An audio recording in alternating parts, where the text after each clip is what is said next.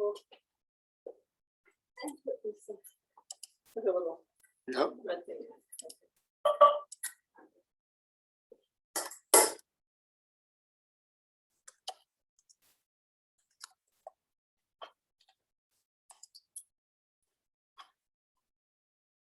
They do a bunch of other stuff too. yeah.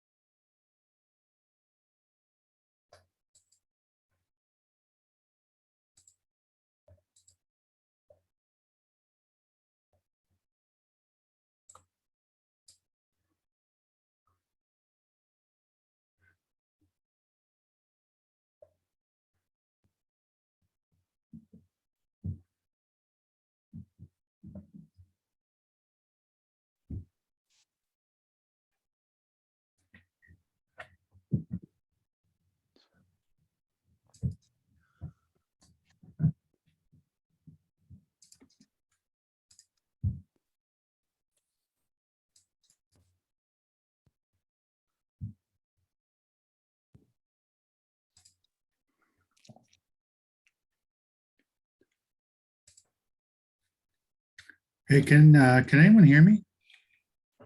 I can hear you. I can hear you, Nathan. Me too. All right, no one, I didn't hear a thing and I was wondering if I was having audio issues. I think everyone's just kind of waiting for 7 o'clock and, here we are. Yeah. Yes. And nobody's, people aren't joining with video. Well, yes, my video is not coming through correctly, is it? No, it is. We see your It face. is. It looks fine. It does. Is it off center though? No, but your beard's way too short. Yeah, I know, I cut it. Pictures don't line up with your head. All right, okay. Now, on my screen, the camera view, it's like skewed, like my head is like on the side of the frame instead No, of. you're in the middle. Okay, Looking great. You're just fishing for compliments. I wish I could say that this is strictly attributed to vanity, but it is a weird display issue on my end. So,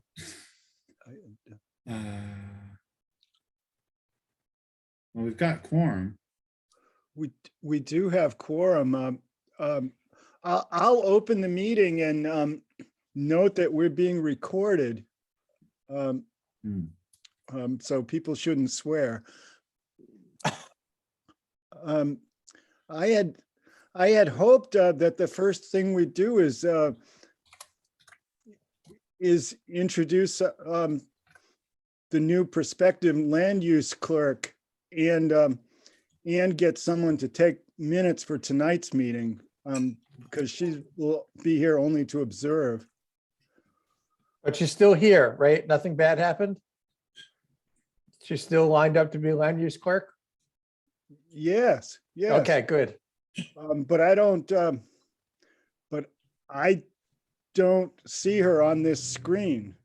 I had thought she would be here. Hi, Deacon, this is Miriam. I spoke with her about an hour ago and she was planning on joining the meeting, so maybe she's having a login issue. Could be. Good. Well, that's encouraging. Well,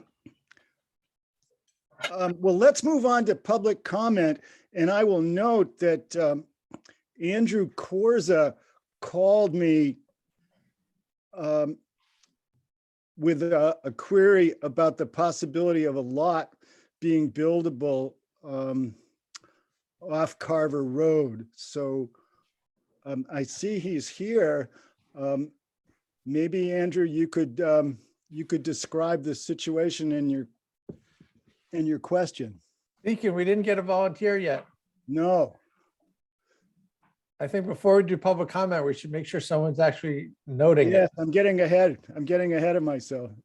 Somebody needs to volunteer. I will say, not wanting to volunteer since I did it last time, it is pretty easy because you have the recording, so you can actually just do the meeting and then go back. Okay, well, Okay, can I talk or? no, not yet. Oh, sorry. Michael was correct to interrupt me. Okay, sorry. Yeah.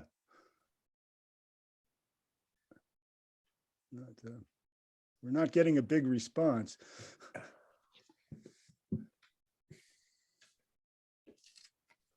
It could be a shared effort. Someone can do half the meeting, the other person can do the other half of the meeting. Let's keep negotiating because we got to get this. We got to do this. I would volunteer to, but I'm still behind by one meeting as it is, at least one meeting anyway, so. I just read the minutes that you sent out today or yesterday, and they were exemplary. I think you do better, Jeff. I would do much worse. You wouldn't want to read my minutes.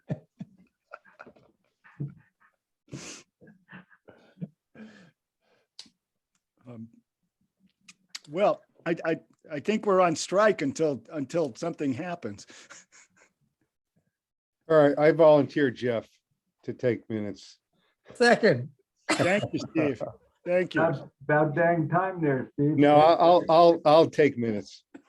Great. Thank you Steve. very Thank much. you. Thank you, Steve.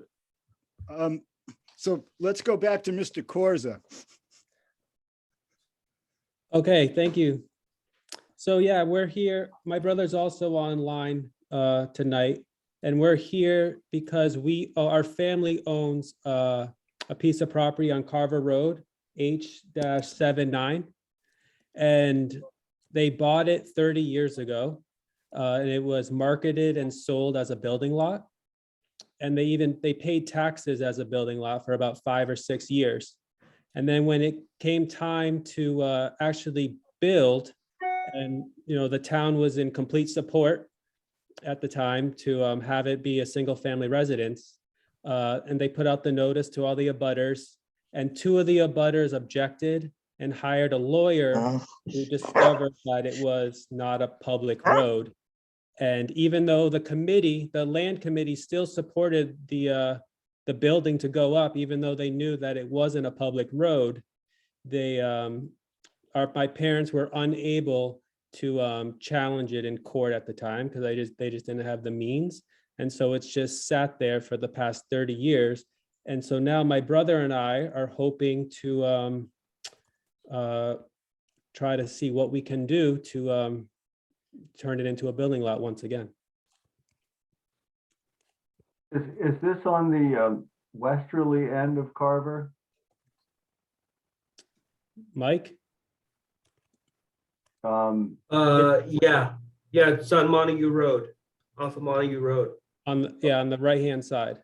On the southern side of Carver. The westerly end on the southern side.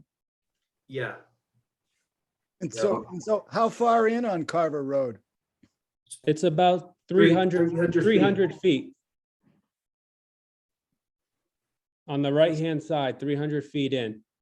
And then we've talked to one of the 2 people that actually live on the road, like the 2 abutters that challenged us, they actually don't access the road at all.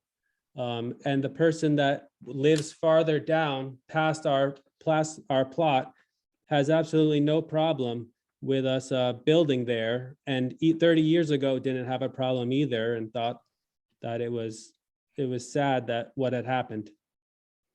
So this has been a lot for a long time. Yeah, And so that's a so question. once we weren't able to challenge it, and it was distinguished not as a town road, it turned into just a wood lot for the past 25, 30 years. Okay, so it has actual frontage on Carver Road, Yeah, it has 200 feet. 200 feet. Okay. In the acreage? The acreage is 1.45 acres. Okay. It would be grandfathered, right, Jeff? I On the think frontage? I think this is like the one we just did at the lake a few months ago. Where, The corner lot. yeah, that little corner lot. Okay. When was this lot created? When was it originally created? All I know is that my father bought it 30 years ago from Coles. It was originally owned by the Coles family. And they still own, quite a bit of land past our lot. 1973.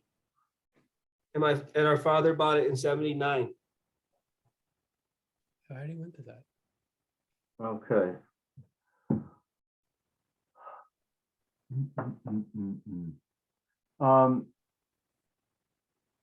I know that if you were to come along now and try to create a lot on Carver Road at either end, a new lot, the planning board could approve the lot as an A&R, the kind of thing we always do.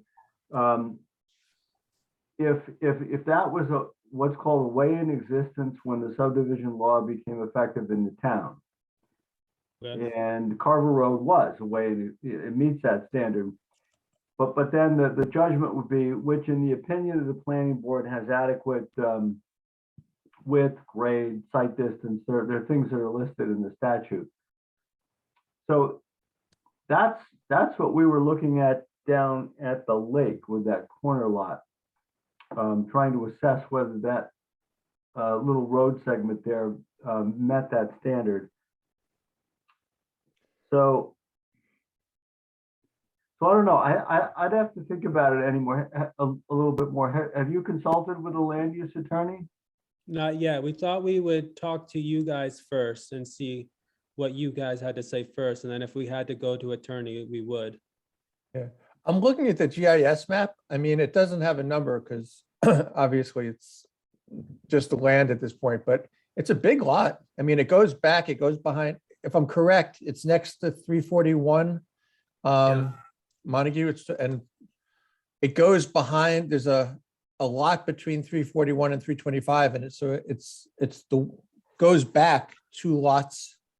It does. on Montague. So it's substantial. It's not a teeny thing. No, How many acres is it, Andrew? it's 1.45 acres. And you said, just for my notes, you said that the first 5 years or so, you paid, or your parents paid taxes on it as a building lot, Yes, and then paid taxes as a wood lot. yes. Okay, Do you guys want me to share my screen briefly so you can see it? sure. Oh. Nathan, you give me the power?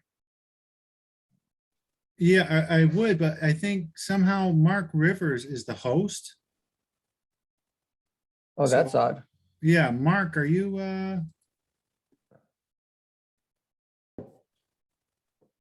He probably signed in on the town sign-in. More Hi, this is Mark here. Yeah, no, I come up as a host on regularly on these meetings. I'm not exactly sure why. yes, Can you- signed can you into the transfer it? town account? So if you could make Michael a co-host. Or That make would me the be- host. That's probably more appropriate than you being the host. Let's see if I can, do you guys know how to do that? Yeah, if you click on participants on the bottom, Yep. and then you'll see me listed. And if you're, You're Nathan, right? well, you do Nathan too. Either I'm Michael, but either way. And then there should be an option to say make host. Make host, got it. All Yeah. right, so I made Nathan a host. Okay. That's good. Okay, good. I learned So something. Nathan, now you can, Nathan, you want to give me the power? Make me a Yes. co-host? Yes. Yes, I do. Cool. Okay, so here we go. So can you guys see that? Yeah, So there's 341 and then farther up, it doesn't have a number. That's the lot. the one behind 341? Yeah. I don't know if you can see my cursor, but it's this I one can right here. see it. So wait, does it have any frontage on Carver? Yeah, I think it's Yeah, this right there. Yep. Okay. And this is the other parcel right there that they were talking about, doesn't have an issue. Is that correct? Exactly. Okay. Yeah, we just talked to him about a month ago.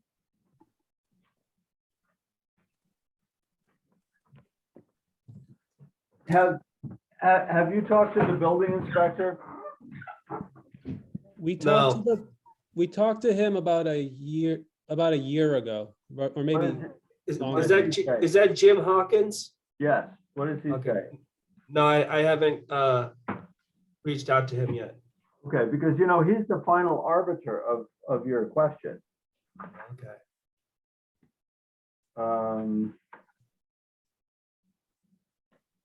I mean, yeah, a year ago, he was, still kind of, he thought it checked off all the boxes except for the whole not being a town road issue. I don't know how we could maybe, would it be possible to turn Carver Road into a town road once, since it, is that something that you guys have the power to do if, No, we don't. yeah, okay. I mean, it could happen, but we can't do it ourselves. Who could I talk to about that? I mean, do you guys know, is it, I think it's maintained by the town, right? And plowed and everything like that? My understanding is that the town snow plows and that's it. Okay, But Jeff, to reiterate, we could make the determination that it's passable and all that kind of stuff as a road. That would be the ticket if we was to go that way. Hold on, I'm still trying to read the state statute on this. But Can are I we make- sure that it's not a buildable lot? Anyway, make a- what's the minimum acreage needed? 2 acre. 2 yeah, we acres. were hoping that that could get, grandfathered in since, when this was originally sold, it was within the parameters of a building lot. Right. Could I make a comment? Please. This is just an FYI to Andrew and your brother. My name's Miriam and I'm from the Conservation Commission. And we've been mapping wetlands in that particular area for a Coles owned property, a project on Coles owned land. And just so you're aware, there are some large wetlands right near that parcel of your land. And you may back. need to take a look at where the wetlands are if they're on your property, because that might limit what you can build. And I'd Yeah, suggest, we walked all the way back there about a month ago or so, and it seemed like they were all on Cole's property, the stream. well, and- wetlands can be tricky. Sometimes it can look dry, but the plants are wetland plants, then it's a wetland, and you might want to get a wetlands specialist to take a look at it with you. The Concom has a list of people that we send out that you can choose from if you want to hire somebody, or you can find your own person. But Okay, I'd suggest you take a look at that, okay, thank you. just because it is a very wet area in that Sure. particular corner right there. In that thanks. corner, yeah. Here's what I would suggest, so we don't spend the whole meeting doing this. Yep, That you ask the building inspector to take a look at your lot in light of 1, 2, 3, 4. In light of the fourth paragraph of chapter 48, section 6 of the State Zoning Act. And get an opinion from him whether it qualifies as a buildable lot under that paragraph. okay, And if you get a satisfactory answer, then you can go forward. If you don't get a satisfactory answer and want us to look at it some more, perhaps we can. We sometimes second guess the building inspector a little bit. okay. Jeff, what was that? It was the 4th paragraph. What was It's section chap- 8? it's chapter 48, section 6, fourth 48. paragraph of the State Zoning Act. I'm Okay. sorry, was it 48 or 40A? 40A. Okay, Yeah. He'll know what it is. You said 4th, I want to get it for the minutes, though. 4th paragraph. Fourth paragraph of 40A, section 6 of the zoning act. Okay. That's where this lot may find a home. awesome. Well, thank you so much for your time. You're welcome. Okay, take care. Well, thank you. So, Carrie, are you here? Yes, I am. Hello. Oh, great, great. Sorry, it took me a little bit to get in here. Oh, you're over there now. Okay, great. Chuck, Miriam, and I have met Carrie virtually previously, and are delighted to introduce her to the rest of you. So I would suggest that that members of the planning board put their names on their pictures so that Carrie can know who we are. I will do that. What do you mean, like put PB Oh, next there to they it? are. There they are. Okay. Great. So. Yes, Mr. Fungus. Yes, there's a I'm not- fungus among us. Yeah, that's an old joke. I know. So Carrie has been hired as the land use clerk. We're delighted to have her. Hallelujah. A recent graduate, Congratulations, Carrie. Thank you. recent graduate of Westfield State. This is really good. We're looking forward to the end of board members taking minutes themselves. The discussion will flow a little easier without that. Steve's already sinking under the burden, it looks like. Yes, his pictures. I am. disappeared. I'm having trouble keeping up. Okay. Carrie, did you graduate from the planning program at Westfield State? No, I actually graduated under the environmental science program. Okay, close cousin.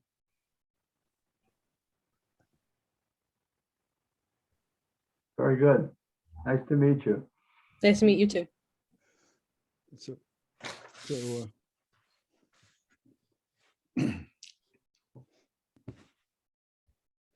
I think Deacons, I don't think Phil, so you want to try to do a minutes or two?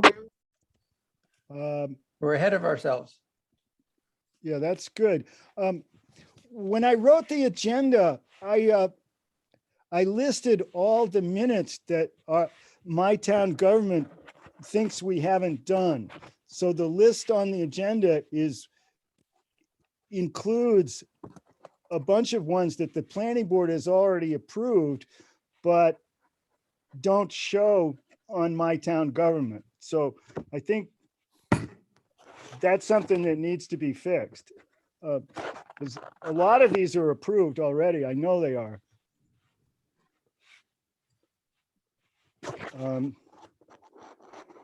So let's go to 10:18.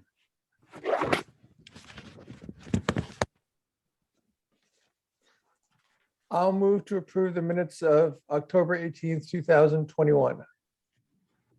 Do I hear a second? Second. That's Robert. Okay, great. Discussion?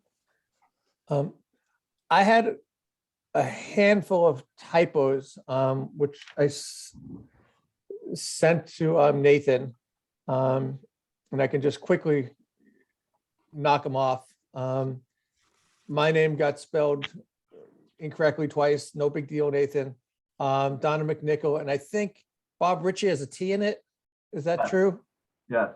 Okay, so those, and then I think aside from names, the Supreme Judicial Court should just be capitalized, which is, we should put page numbers on these, just as a FYI. And then the only non kind of thing like that is that in the first page, it says borders, and it's as in the people borders, and it should be, BOARDS, not the people. And Nathan, I'm just going quickly because I sent this to you. Yeah. And then the only substantive thing I wanted to do is we had a discussion about associate members, and we were talking about the first round process. And I would just prefer, Nathan had put in, Daycare had noted his distaste about how one of the associate member candidates was asked who recruited them. And I just asked to take out my reference to Melissa, because I think it's not appropriate to call her out in the minutes and just make it generic. I'm fine with having my distaste noted, but I didn't want to sort of direct it to anybody, if that's okay. And I'm fine with that. Nathan, what date are these minutes at? It's the meeting from 10:18. It was our first joint meeting with the zoning board of appeals. Chuck's name is misspelled sometimes too. What's that? Oh, yeah, it should be an E at the end, not an I. Yes, I'm E, D-I large M-A-R-E. Oh, geez, yeah, okay, I'll, You pronounce it correctly, though. okay. It's Chuck, pronounced, it's those Murphys taking target practice at the daycare at the Italian names. yeah, I know. I always do at least one or Okay. two of Michael's name without the capitalized C, just to make sure he's paying attention. Yeah. And my name's misspelled sometimes too. Is it? Oh. Okay.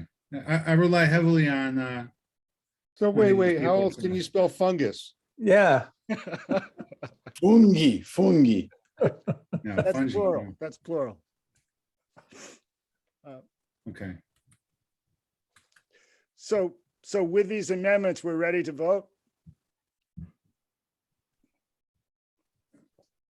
Unless Okay, anyone I'll else go- has another comment or change. I don't hear any more comments.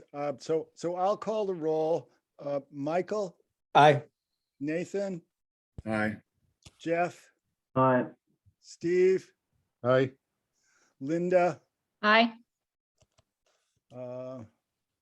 Robert, Aye.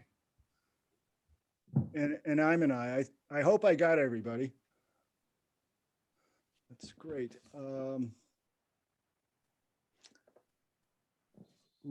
How about, let's move on to 12:13. I'll move to approve the minutes of December 13th, 2021. Do I Second, hear a second?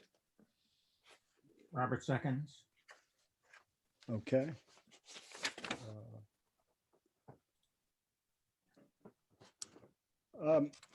I had one minor thing. On the second page, the third paragraph in the middle, broad powers given in statute to associate members for all zoning boards of appeals. That should be alternate members. Hold on. So Deacon, I realized I said we should put page numbers, but I didn't do that. So what's the top of the page say? Is it the purpose of the Oh, meeting that's- is to get oh, by? Page 3. Page 3. Okay. Got it. Okay. So where are you in there? The third paragraph, Yep. right in the middle. Yep. It's where it says associate members for all zoning boards of appeals. Yeah. That should be alternate. Ah.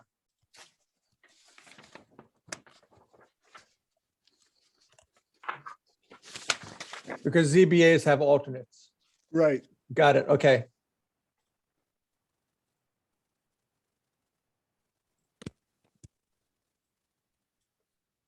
Any more comments? I'll call the roll. Michael, Aye. Nathan, Aye. Jeff, all right. Steve, Aye. Linda, Aye. Robert, Aye. I'm an I. Good, good.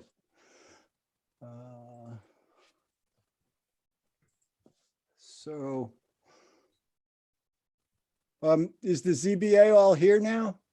I don't know. Is Herb here? I see Jeff is obviously here. Herb, are you here? I let him in. You let Herb in? I let Herb in, yeah. Oh, he came back.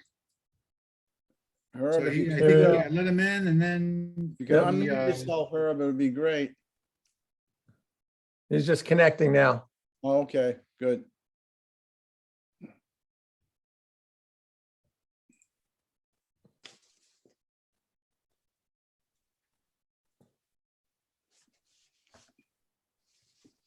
Okay, so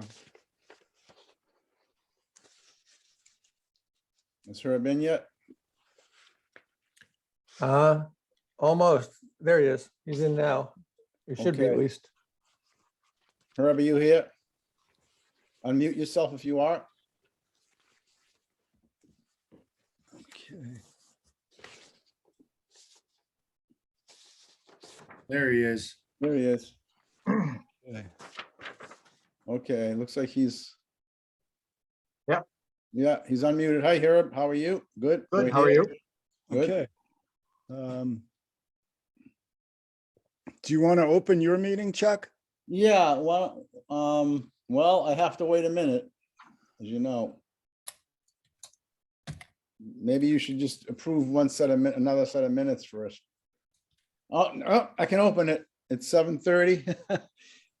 We have quorum, so this is the virtual Town of Shutesbury Zoning Board of Appeals meeting of January the 10th, 2022 at 7:30 PM exactly.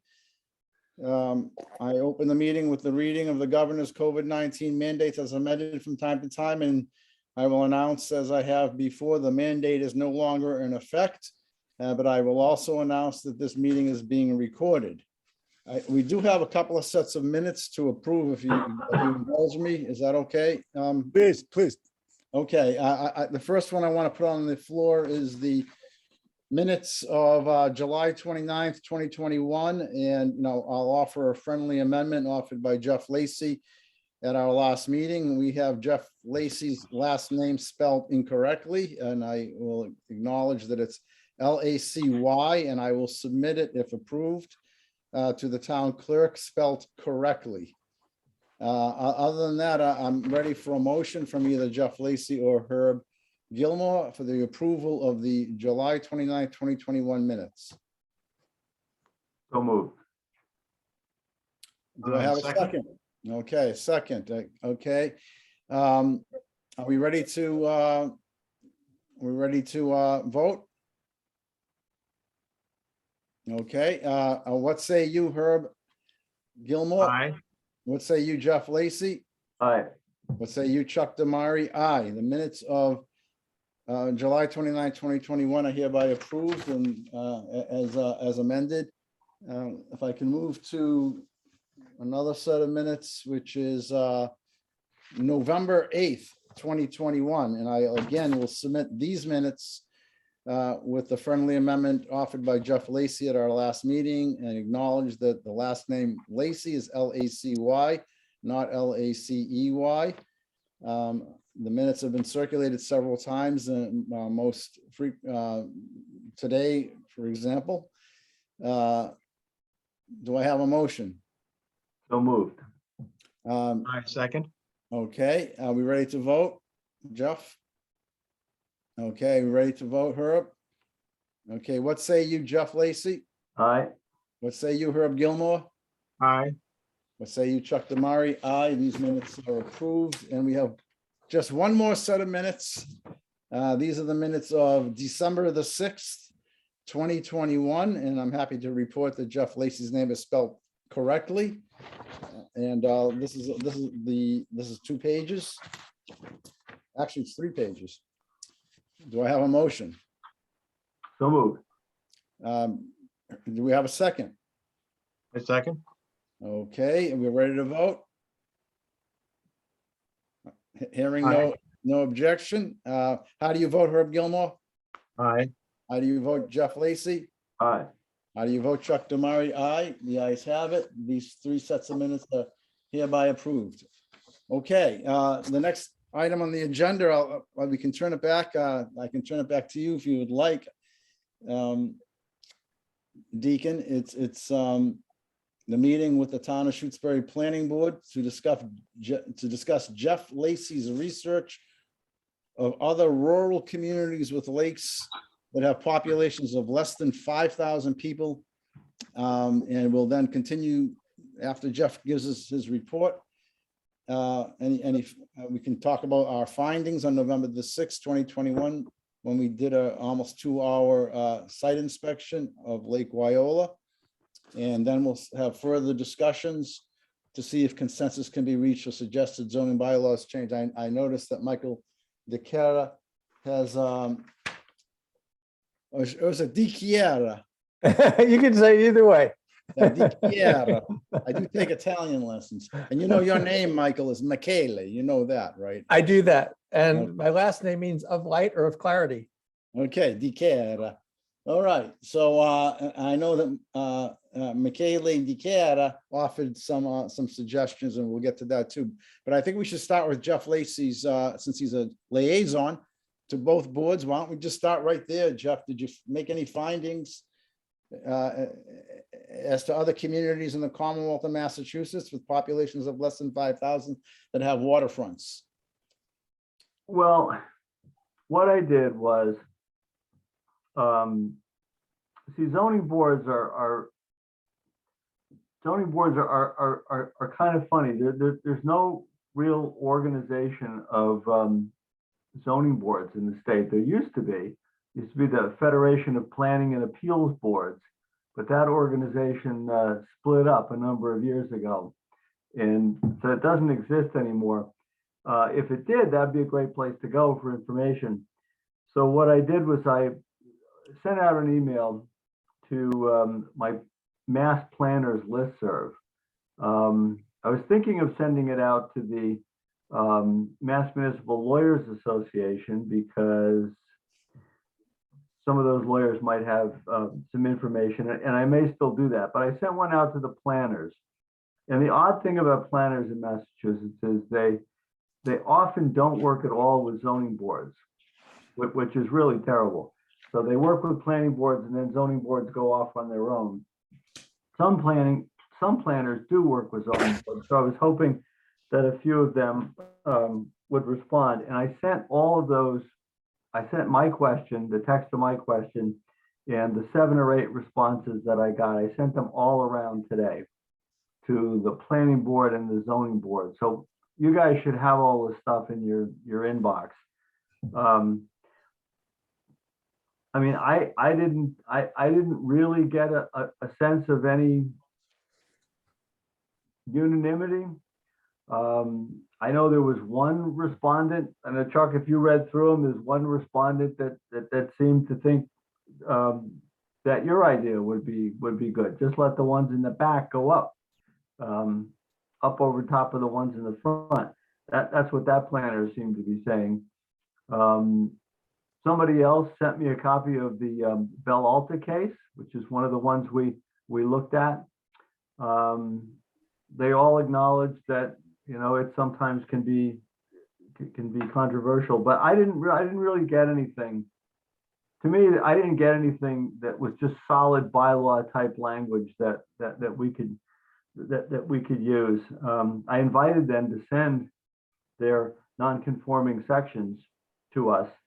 I may have gotten one, but that would be it. So I don't know. You folks can read that stuff and make of it what you will. I thought the question was accurately asked, the way I put it. It framed our issue in Shutesbury pretty well. I don't know. If the board wishes, I could send it to the lawyers and the Mass Municipal Lawyers Association and see what I get back from them. I can jump in, Deacon, for a sec. Please. I'm putting Miriam on the spot, but last week at the select board meeting, I think it was, when we were talking about the MVP, the whole conversation of stormwater management, and like Viola came up, and there's a couple of folks who were talking about it. And I think, Miriam, you had mentioned that you have some bylaws for towns that surround lakes. And so I had sent you an email, but I don't know if you saw it. So, but is it true that you actually have some bylaws regarding that or no? There are some bylaws around stormwater management, which are some towns have like stormwater management bylaws.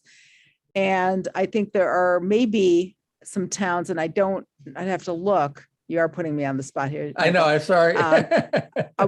Where they have like a water protection zone or a water protection overlay district for lakes, but I'm not sure that that there's Okay. any particular zoning. Well, if you wouldn't mind Simple. maybe just sending me the towns, and then I can look up the zoning bylaws for those towns, because if they've Well- gone that extra step. I could show you what I got. I'll send you what I got. It may Great. not be all the towns, maybe Okay. a town. Cool, thank you. My apologies. I will say that the responses that I did get from the mass planners probably were selected towards the large towns, because small towns such as Shutesbury don't have planners. So we were looking for something under 2,000 population. No town like that would have a planner. So I doubt if any of those responses are small town responses. But in terms of how things are handled at lakes, I'm not sure that really matters, the size of the town. I mean, the problem is going to be similar. I noted the planner of the town of Provincetown, Massachusetts, had some interesting comments. He said, if you have it in front of you, to the best of my knowledge, unless the local bylaw has very specific language or there is a restrictive covenant held by one property owner over another, water views are generally not protected. And then he talked about the buildings in P-Town going back between 1830 and 1870. And as a result of that, applying Mass General Laws, Chapter 40A, Section 6, going up along lawful pre-existing non-conforming setbacks routinely, the board relies on the most recent decision from this SJC, and they cited the same case. But basically, they pretty much just routinely allow them and make the claim that unless there's restrictive covenants or an overlay district, a specific overlay district, they get to go up to the height of that district, which is my view of the law anyway. So I would be very interested, Jeff, if you could ask some of the lawyers on your association, maybe that specific question, because I think that that's a very important question to ask. As the gentleman name, I guess his name is Thaddeus Soulet.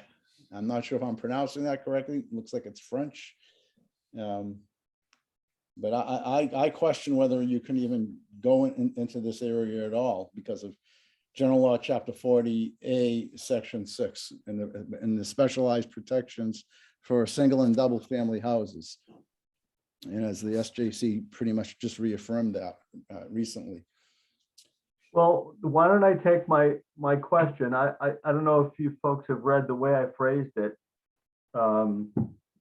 If anyone has any suggestions on the way I phrased the question that I put out to the Mass Planners, I could send that out to the Mass Municipal Lawyers Association tomorrow. And they may have more insights, because I would suspect that municipal attorneys probably work more closely with ZBAs than planners. Right. If you could just incorporate what Mr. Thaddeus Solu said, I would appreciate that. Maybe as in a few sentences to maybe edit your question. I think your question is great, but I think edit it, because I have questions about this whole idea of protecting views, and especially on property that's existed prior to the zoning enactment.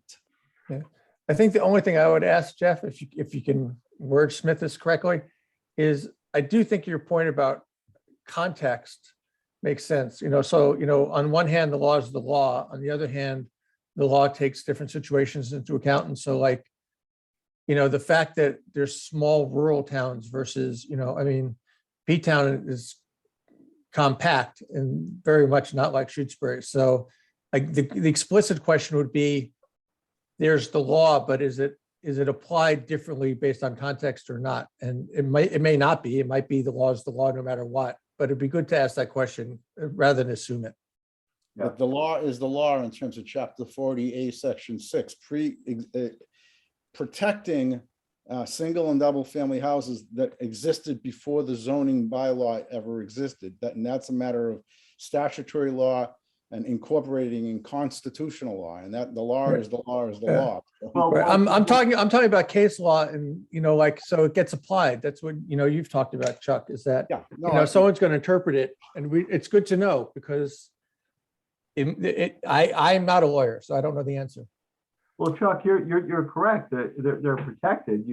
They can't be ordered to be knocked down or decommissioned or anything like that. They're protected as they are. But when you start getting into the area of reconstruction, extension, structural change, exterior alteration, or expansion, then you're into this judgment that the ZBA must make about whether it's detrimental to the neighborhood. And, you know, so you've gone beyond just existing as they are, which they do have a right to do, to expanding them. And I mean, to me, that's what the statute and our bylaw provide for. They provide for that kind of decision-making from the zoning board. So I'm a lot more comfortable with our zoning bylaw, I guess, than you are, so. Yeah, but you know, I think that the Balata case is very explicit. If there's no intensification and if there's no increase in the nonconformity going out on the sides or the back or the front, they're allowed to go up to the maximum height in the zoning bylaw, which is 28 feet. And that's my quarrel here. I don't, Hey, Chuck? Yep. I just want to interrupt because you had outlined a process where Jeff reports out on what he heard, and then we discuss the site visit before we get into the context. Because if we get into the substance, I'm fine with not processing like Loyola visit, but if we want to do that, we should do it first because this other thing's going to take I up. just thought we would finish up with Jeff because Jeff posed the question as to what is he going to ask the attorneys on his association. And all I'm asking is that he amend what he's going to ask and very specifically talk about these view protections that this planner Thaddeus Soleil discussed from P-Town. That's all I'm saying. I want to finish that up first, Michele. Yeah, no, it's the two of you started riffing on our zoning bylaw, and it seems like we'll get there. Because I think it could be unconstitutional. I know. You know. And I don't want the town to be sued and spend $100,000 just defending it, even if they win. Okay, go ahead.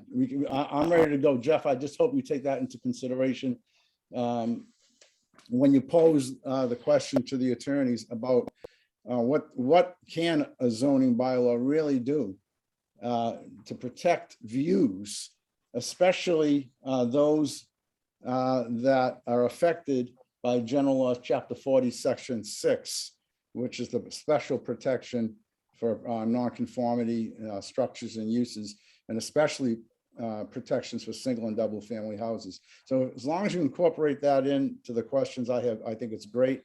And we can move on to the findings if you want.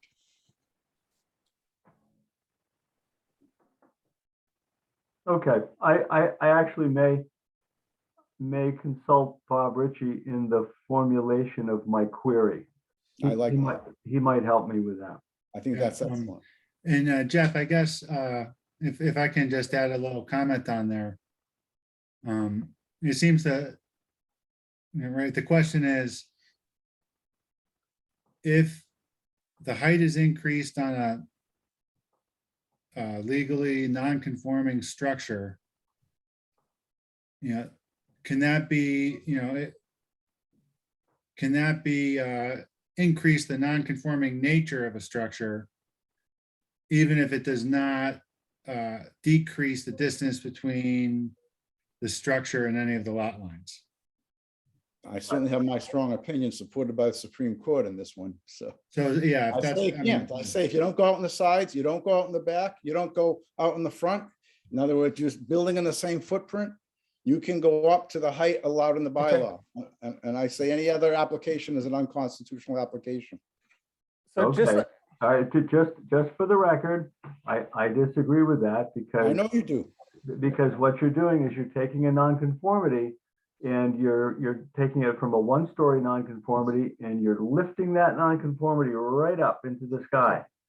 So it's exactly what Chris JC is talking about in the Balanta case when they allowed the increase on a condominium.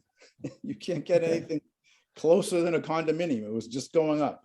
So I have 7 square feet. I have two suggestions. One is, I think we should just not talk about the site visit and get into the meat of it because it's ridiculous. And number two, I think we have to put a time limit on this because the last time we talked for a really, really long time and we were all worn out. We didn't get to do the rest of the planning board business. And we're at the beginning of the agenda and we got a lot of stuff. So I would say if we're doing, let's not repeat things. Let's try to go forward. So let's go to your memorandum, Michael. How about that? Yeah, that would be great. I'd love to do that. If you want me, Deacon, are you good with that? I'm fine. Okay. So I sent everybody my draft of amending section 1.6.1-3, extension and alteration. As a starting point, I sort of took away what I thought was consensus, but articulated, I think, by Herb the most, that it was confusing. And when I read it, I thought it was really confusing. So there's 3 changes that I made, but I think what I would say is that the changes are in blue. And we can debate those changes, but I would suggest that maybe regardless of how we land on the changes, that the rewrite, maybe we could consider agreeing to, because I think it reads much clearer. What I basically did was I created an A and a B, and I put the categories for what extensions and alterations you can do by right and what by special permit. So it's very clear what categories they are. And within by right, there's really only 2. One is if they comply with all the setback requirements. That's a piece of cake, very straightforward. And number 2 by right is if they don't comply, you have to hit 3 things. All 3 check marks have to get done. So like I said, I didn't change anything. I just reorganized it so it sort of reads as a bucket of related information. Before, it was just really confusing. And for the second one, there's the second bucket of special permit. And again, for the most part, except for the blue, nothing's changed. It's just I sort of reorganized the words, the location of the words, not changing them. In terms of identifying the changes, one of them is Mayor Fox raised last time that there's this loophole that got raised a few years ago where everything that's written can sort of get bypassed if you actually knock down and rebuild. So it seemed like it's worth, and she had asked us specifically, if we're going to do an amendment, can we take that loophole and get rid of it? So just on my little research, you guys might know better, but it seems like if you knock down an entire structure and rebuild it, it's called either a knockdown or a rebuild. And that collectively, any structural change, extension, major exterior alteration, or a knockdown rebuild would therefore be called alteration. So it captures that loophole. And I captured that in both the by right and the special permit. The second thing I did was small, which is if the ZBA grants a special permit, basically there's the language that such proposed alteration is not significantly. And it seemed like there wasn't any value add to substantially significantly. It's either significant or it's not. So I just took out the word substantially. I felt like that's not a big deal, but towards making things less confusing, it's one less word to debate. Is it significant or is it substantially significant? Like, how do you argue that? It's sort of a silly argument. And then the thing, Michael, because I think this is a very important point. okay, well, let me finish this up and then we'll come back. I'm always, Let's go back there, and- though, okay? Yeah. And then, so the last one is really the substantive change. And I thought, well, I'll stick it in knowing, and as long as I highlight it, we can debate it. But it seemed like one of the things that came out in the discussions, and at least when I did a solo, site visit of the lake, but the issue was this term of the neighborhood. It's a vague concept. Like, what's the neighborhood? Is it the immediately abutting houses? Is it the houses on the road? Is it, the different tiers? And so knowing that in terms of regular zoning for the town, under normal circumstances, we have a 250-foot frontage requirement. I thought, well, 2 houses of regular frontage out is 500 feet. And so I basically articulated so it's abutters and residences or uses within 500 feet so that it's sort of a defined space. It is no longer amorphous. So if you're 1,000 feet down the road, you don't have a voice in this discussion. If you're next door, you do. It's just clarifying it. And then there's the whole issue of defining what a detriment is, because I think that's part of the discussion, like we're talking about views. And so I came up with what seems like a partial list of detriments, but it's, a limitation or blockage of scenic views, reduction of sunlight or an increase of shadow, reduction of privacy, reduction of access or increase of impervious surfaces, which is something that came up. So I was trying to define detriment so that the ZBA can hang their hat on something when they're thinking about this. So I think in tying up, I think the things that we can debate are the blue ones. Do we include the knockdown rebuild? That's a question. There's the including the significantly, the substantially, significantly, or just take it out. And then there's a two-part with the neighborhood, defining the neighborhood and defining detriment. So I guess there's 4 things. So I'll wrap it up there, but I thought it would be helpful to just have something in writing, because otherwise we just go around and around and, you know, like this way we can talk about something. So hopefully I captured enough of the variables. Okay, I want to just speak about the substantial. I think Jeff and I probably would agree on this one. That's why I did it. You really can't go to significant. You got to keep substantial, and you got to keep it for several reasons. One is that's what the statute says. And if you want to change it to significant, the place to do that is the legislative branch of our government, and hoping the governor would agree with you. But that's where that gets changed. That's a statutory language. Okay. And not only is it a statutory language, but it's language that's carried by virtually all of the cases in interpreting Mass General Law, Chapter 40A, Section 6. So if you give them the word significant instead of substantial, I do think there's a great difference. You're going to create chaos in the case law. So, okay. But if you go to the state legislature, you can do that, but I don't think that they would do that.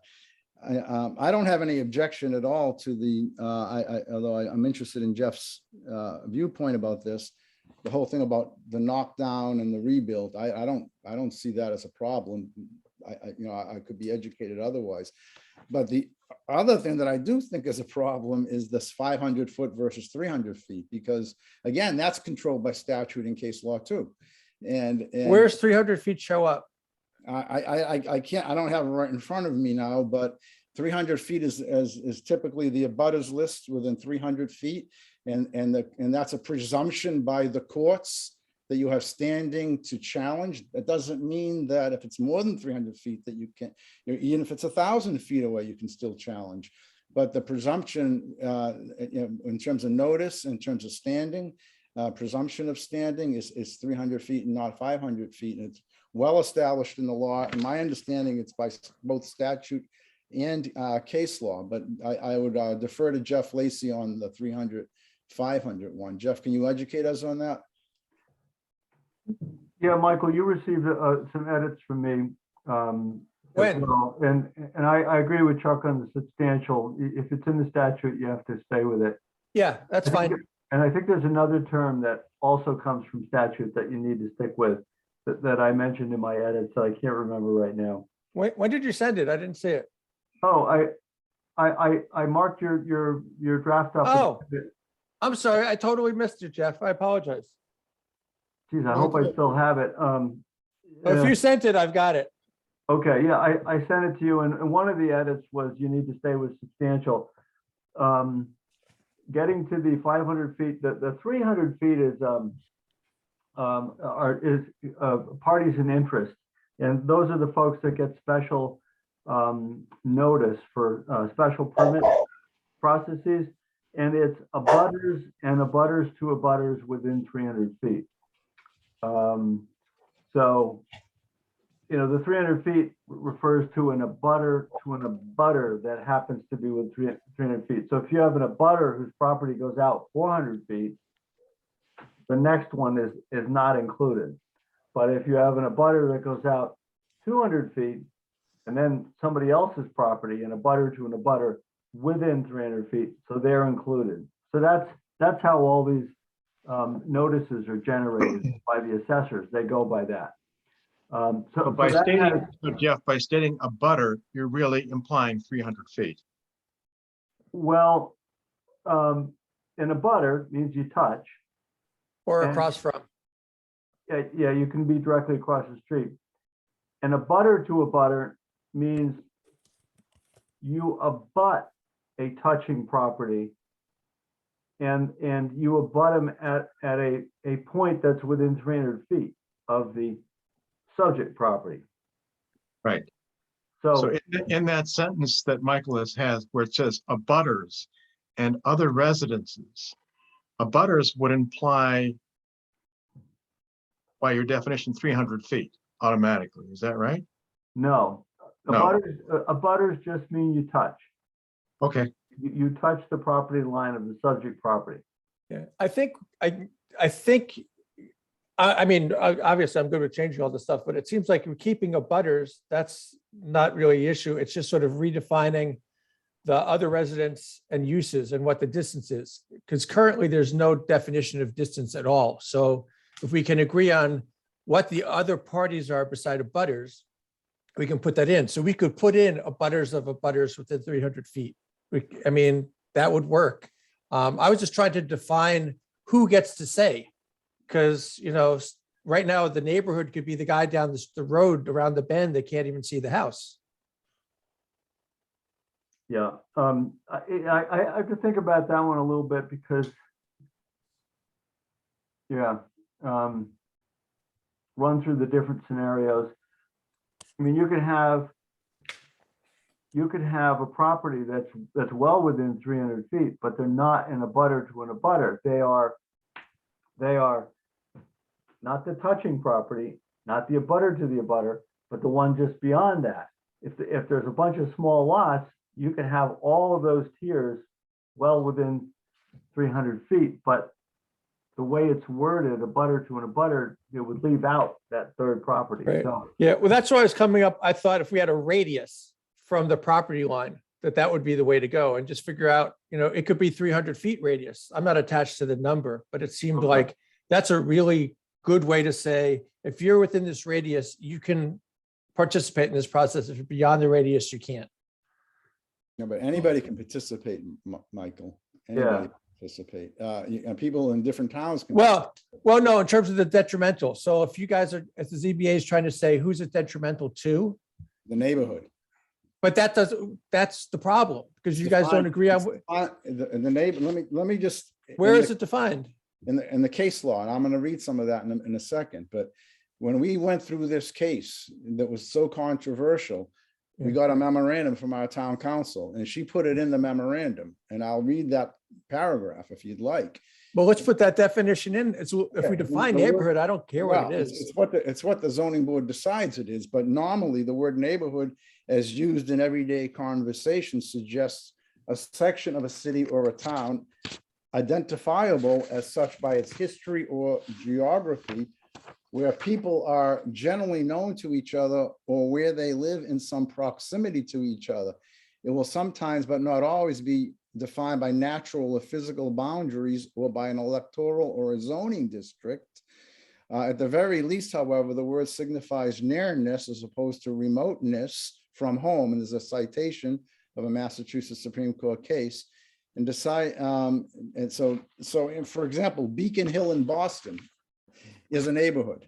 And it could be argued that the whole Lake District is a neighborhood, or others might argue that the lake, only one side of the lake or half the lake is a neighborhood. But it's what the zoning board decides it is in any particular case, and it's very fluent. and I think Michael, we voted on that, the zoning board, we voted on what neighborhood meant at the lake. And it was a split vote. I was in dissent, but the other two members voted that it would be the entire lake. So the ZBA has voted on that. So, but that, I guess, my question is not being on the ZBA, but if you, part of the reason it seems like this got brought forward is you guys were having these fundamental, somewhat philosophical discussions that you were looking for guidance. You know, Chuck was asking for like definitive, clear things. And so there's many scenarios where someone who's far away from what's being proposed, if it's an amorphous concept of neighborhood, could say it's detrimental to me, and then you get hung up. So isn't the purpose and wasn't the initial request clarity?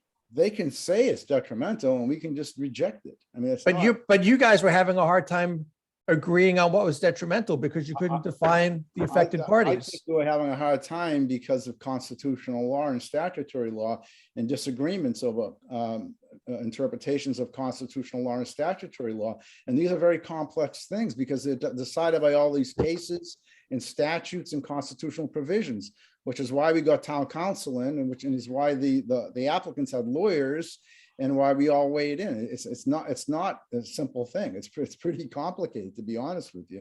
But it's ultimately the statute and the bylaw talk about what is it more detrimental than not, and we have to. It's a balancing test, and then you have discussions, and our discussions went over, I think, 6 meetings.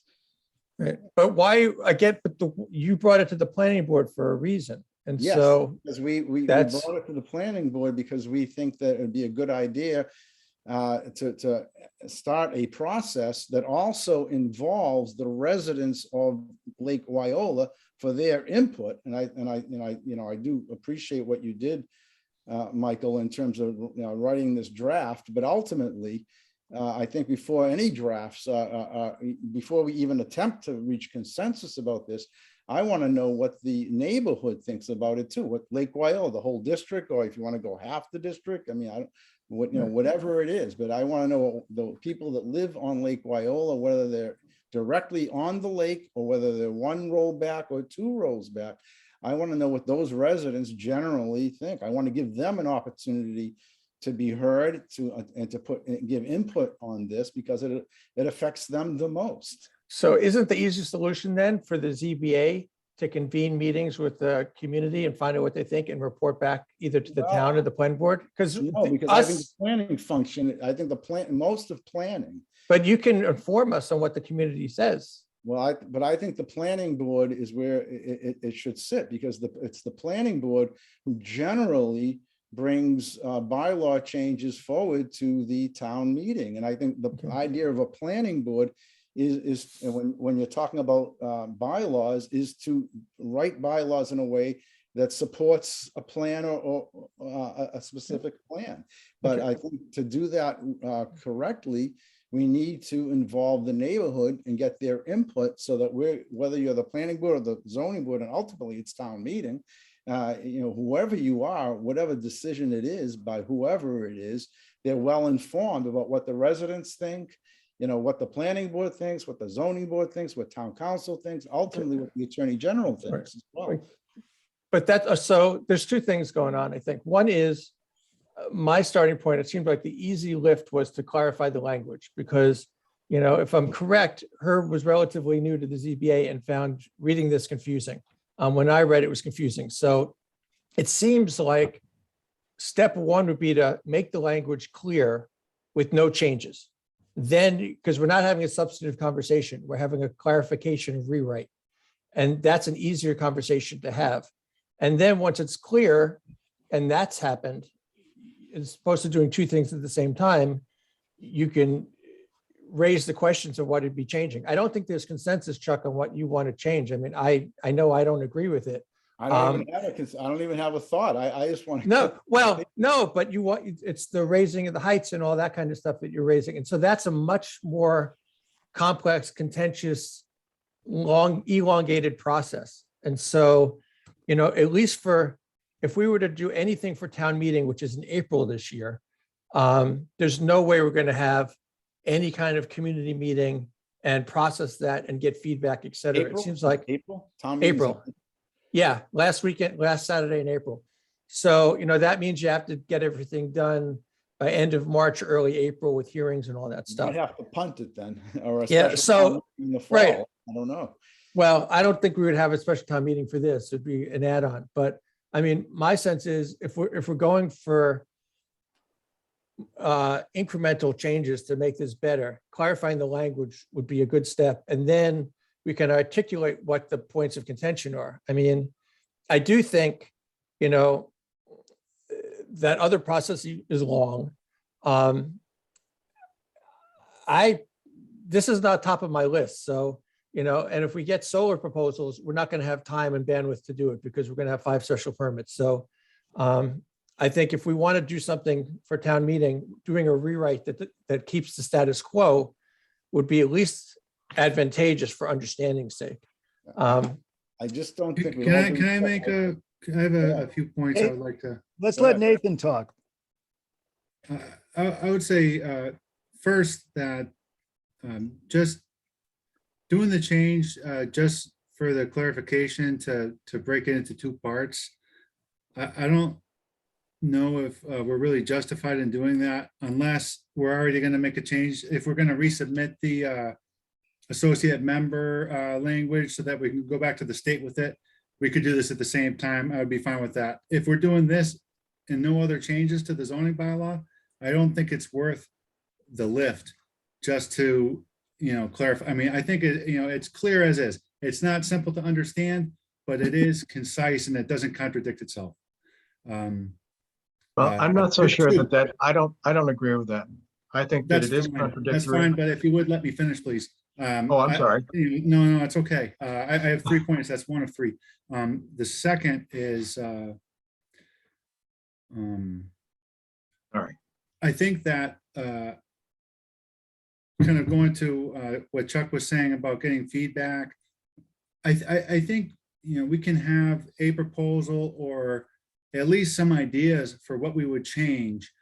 Because if we don't have anything, if we just solicit feedback, it's going to be a difficult conversation to have. If we do have some ideas, maybe we don't have consensus around it, but we have some ideas about what we might change, whether it's what Michael's done here, trying to define, certain things, or, the knockdown and rebuild loophole, what have you. Having some things out there can facilitate the discussion with the residents around Lake Wyola and facilitate reaching some sort of consensus, if any. The third point that I would make is that I don't think that I'm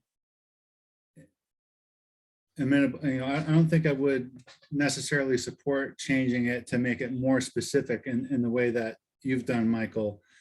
I understand. I mean, it's a tough question, and I wouldn't say my mind is totally made up on it, but it seems that, when you make it very specific like this, it kind of boxes you into the way you can make your decision. And then if somebody decides they want to challenge it and they go and they say, well,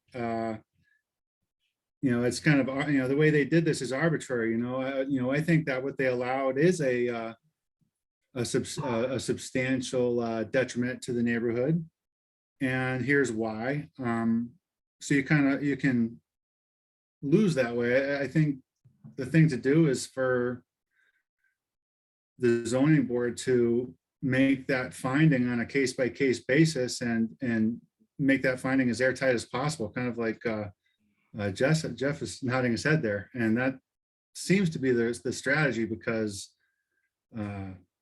that's how the state law is somewhat vague as well, and they don't go in and define that in a very specific way. So that's my points. If anyone else needs to jump in, please.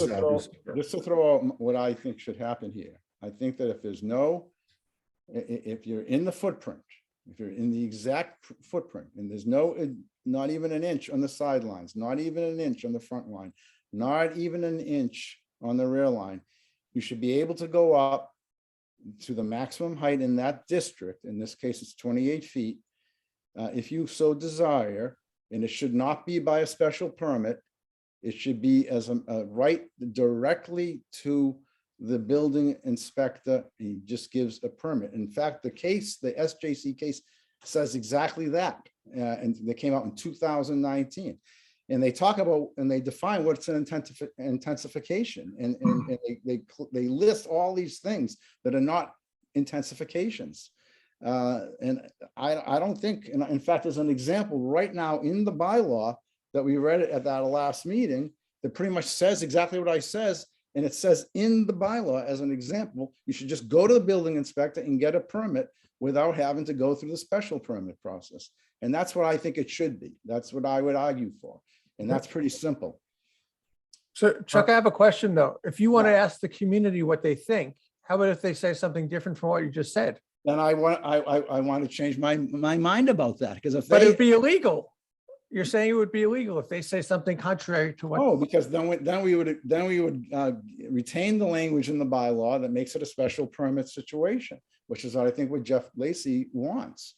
I don't think there's a problem with that. I would defer. If that's what the lake community wants, I would absolutely defer to that and just go through a special permit process every single time. Now, I've been doing this for a long time, 26 years, and Jeff, and we have, not only in this one case has the zoning board, only in this one case, disagreed with each other. Every single other case was a unanimous decision, allowing the special permits to go forward and allowing the reconstructions and the height going up. This is the only case we disagreed on.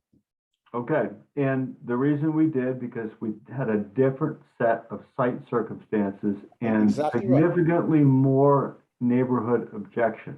I understand. I get that part of it.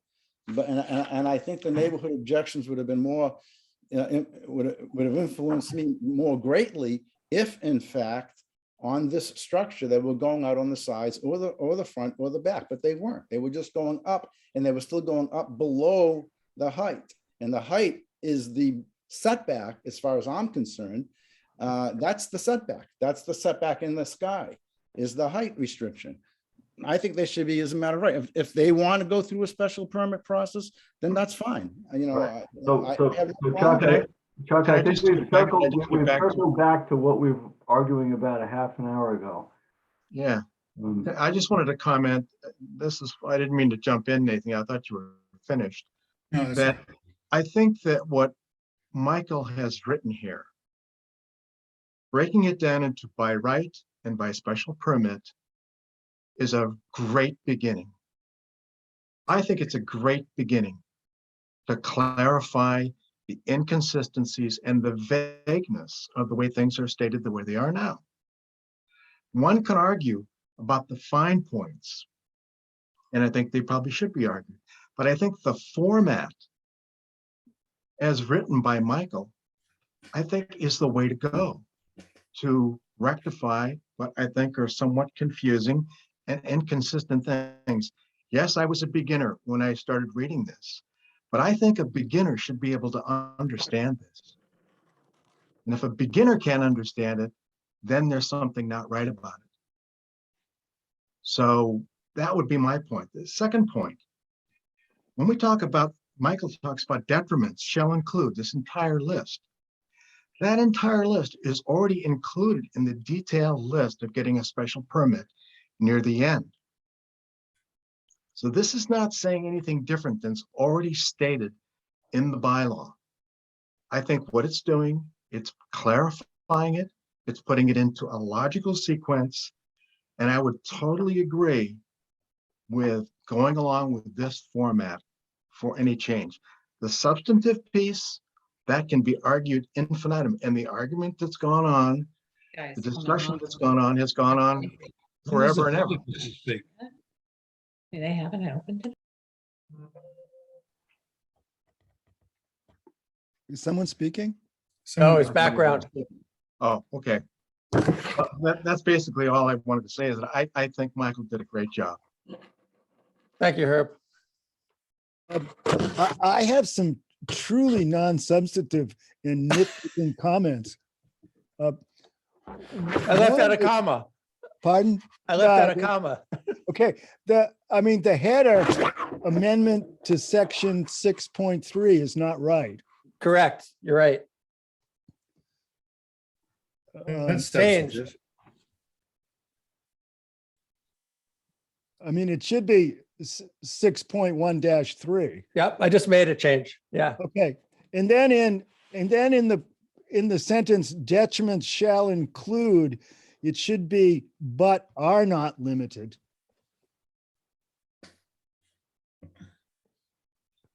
Yeah, and to that point, that there's a within in front of the 500 feet, not a with. I think that's what you meant to say. Let me just get that.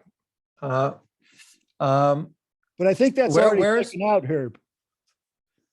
Oh, and my version says with. No, but I think Michael's been editing on screen. Oh, okay. Yeah, All there right. you go. Thank you. All right. So Deacon, are you are you making these changes to the original bylaw or to Michael's version? To Michael's version.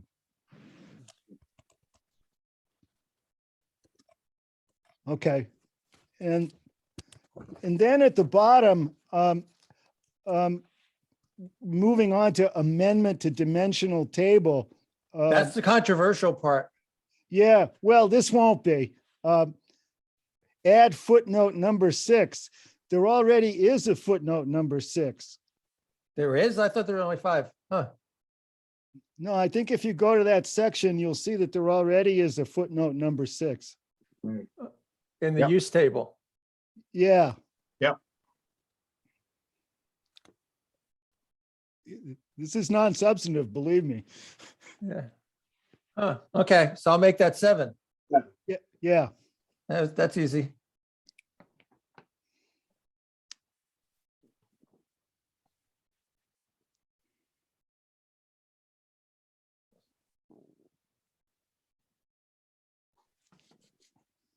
That's what I got.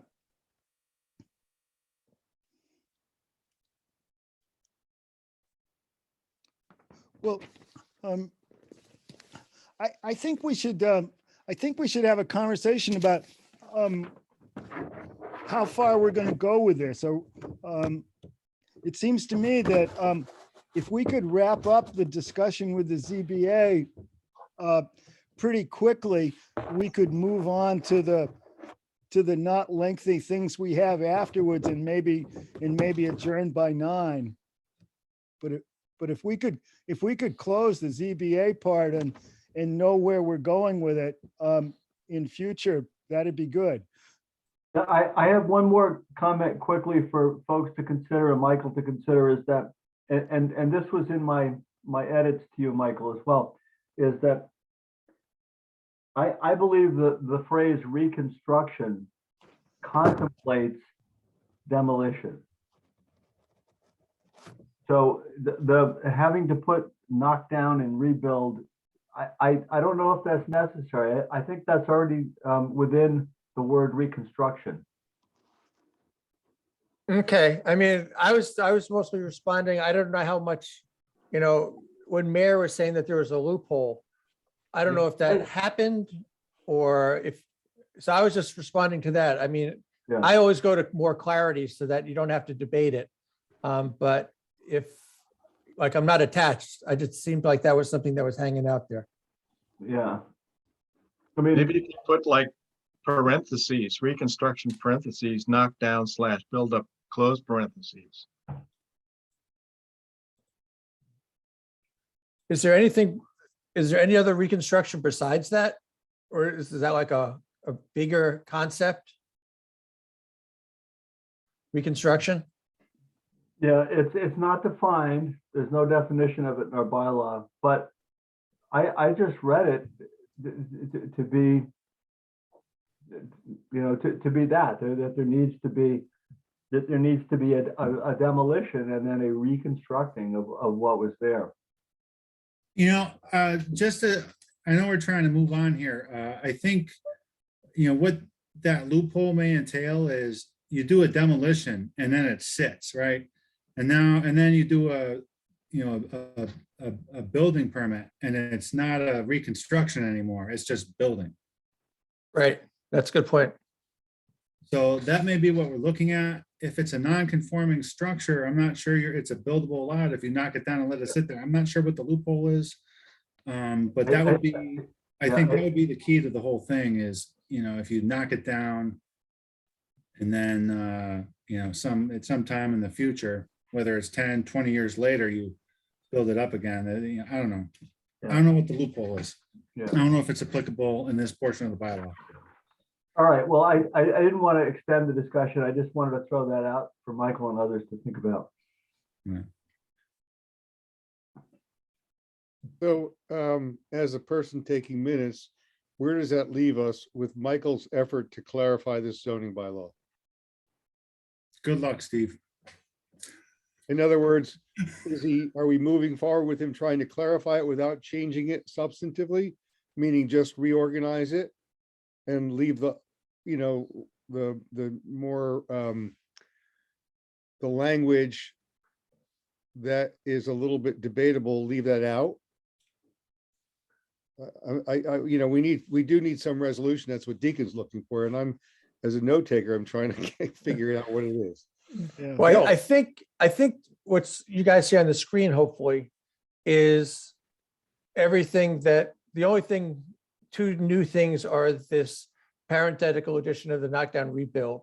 And then the detriment section definition, which Herb said already exists, which, so therefore we can keep it to sort of highlight it, or we can get rid of it. But all the other stuff is gone. We wouldn't deal with this at all.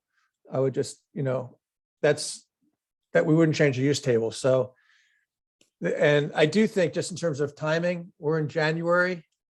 So I think, we could discuss it in February, but we'd have to have a hearing, by probably early April, send it to the select board by late March if we wanted to proceed. So we probably have 1 month to sit on it if we wanted to do this. I think there's difference of opinion whether we should go for clarity and not deal with substance, or do substance and clarity at the same time. Seems like those are the two choices. My perspective, I don't know that we can do this by April.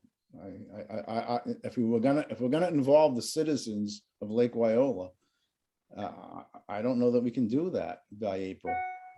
But if we don't change it, and we're just changing the language, then that's a different, we don't have to engage anybody. It's just engage town meeting. If you just clarify the language but don't change it, it doesn't require a public hearing. Is that what you're saying? No, it doesn't. It's an amendment, so it requires a public hearing. It doesn't involve an open meeting with the residents of Lake Wyola to see what they think, because we're not changing the substance. We're just rewording it for clarity. If we're raising up issues for consideration that are changes, then I think Chuck's saying that we should get input. But input on the status quo, you don't really need that. Yeah, I've made two proposals. One is this situation that we had should not require a special permit. It should be a matter of right.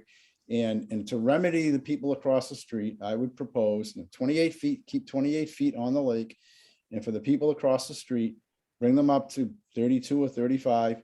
That's what I would do. But I would not do any of that if the people in the lake said, no, we want to keep everything at 28, or no, we want to do this or we want to do that. I'd want to see what they think. And I don't know what they think. I know what some of them think, but I don't know what they who would be given an opportunity to be heard on this, what they think. Is it 95% one way and 5% another way? I mean, I don't know. I have no idea what it is. Is it 50? So Chuck, are you arguing against right now trying to push ahead an amendment that simply clarifies?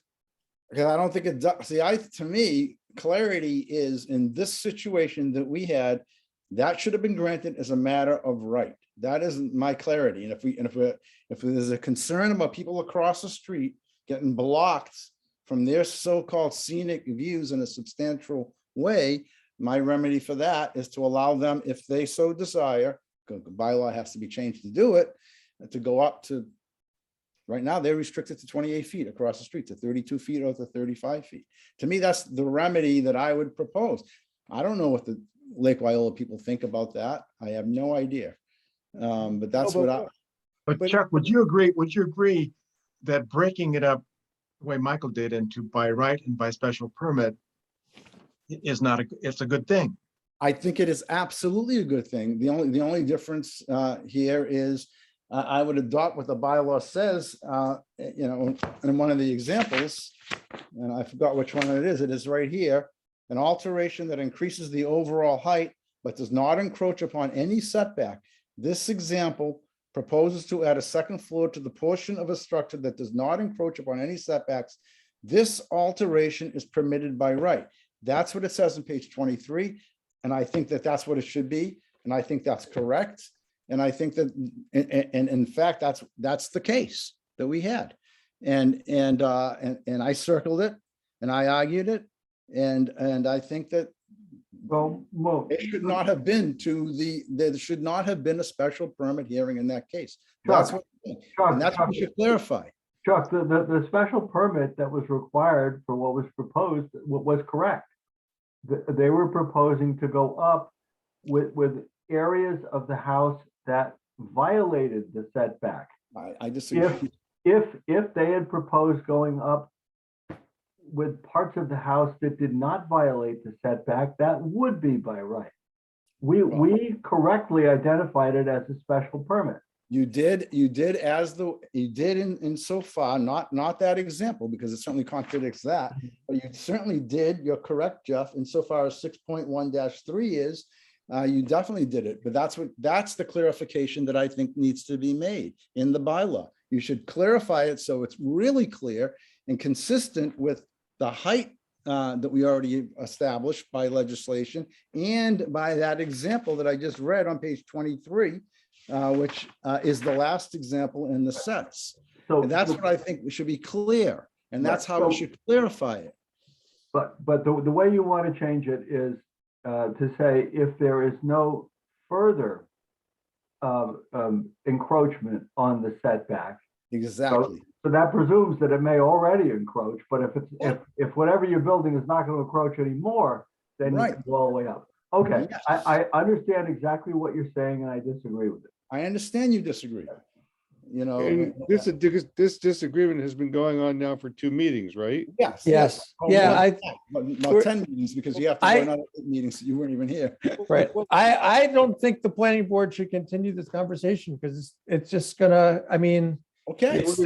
We're going nowhere fast. yeah, we're eating up lots of time that I know there's one thing I want to talk about we'll probably not get to. I can predict it Okay. already. All right. I mean, I can only try. That's all. I just think that we're going to cause more controversy and more conflict, more divisiveness and at the lake if we don't change it. But hey, I just give my piece. You're the planning board.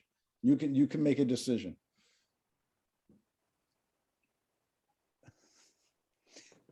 Well, I would propose that we just keep what Michael has written and just take out the controversial pieces for right now. And let's just agree on the things that we can agree on. If we agree with the format and the clarification aspect, then I would just leave it at that and let the controversial stuff, which could go on for 20 more meetings, because we've already had 10 controversial meetings about this already. Right. So I Okay. think we should come to some kind of conclusion as to the clarification aspect of this document. I do think that whatever you come up with in this language should be forwarded to town council for her review. It always has to. Yeah, it's part of the process. But I Do we think know that if we're planning on making any other bylaw amendments? Well, there there's had been the, discussion of there had been previous discussion of changing the number of members of the ZBA from 3 to 5. I think that's essential and critical. I mean, I think that's easy to write, but it hasn't been done yet. Okay, I think we should definitely do that because, you know, right now it's one person could stop any project, even even if there's a majority on the other side. anything else? I think a board of 5, if you can get 5, is better than a board of 3. yeah. Well, the only thing I would say, I don't have a strong opinion, but the select board is 3. They have the same dynamic. So it's No, not, you know, that runs the town. I understand. I'm just giving you my piece. No, but I mean, the select board doesn't have the supermajority requirements that the zoning board and the planning board have. For most parts, you're correct. You're right. So. Well, I'm just trying to get clear about where we're going from here because, Well, Herb asked the question whether we should move forward with Michael's, at the very least, with Michael's clarification of zoning bylaw, leaving any substantive changes out. We haven't really resolved that request. I have no objection to that because I don't think that we're going to be able to have any discussions with the neighborhood, with the Lake Wyola district, with the citizens there meaningfully before the end of March. So I think Herb is correct, and I think we should just rewrite it. You know, Jeff suggested edits, I suggested edits. Well, the Herb one we're has- looking, the one Can we're we, looking can we at, agree, can we Wanna make agree a on what's motion? there right now? yeah, I would like to make a motion that, given that we don't. Well, fully- I think that you gotta get the scenic out of there because I don't think you can have it there. And that's why I wanted that Jeff to ask that question to the group. how's that?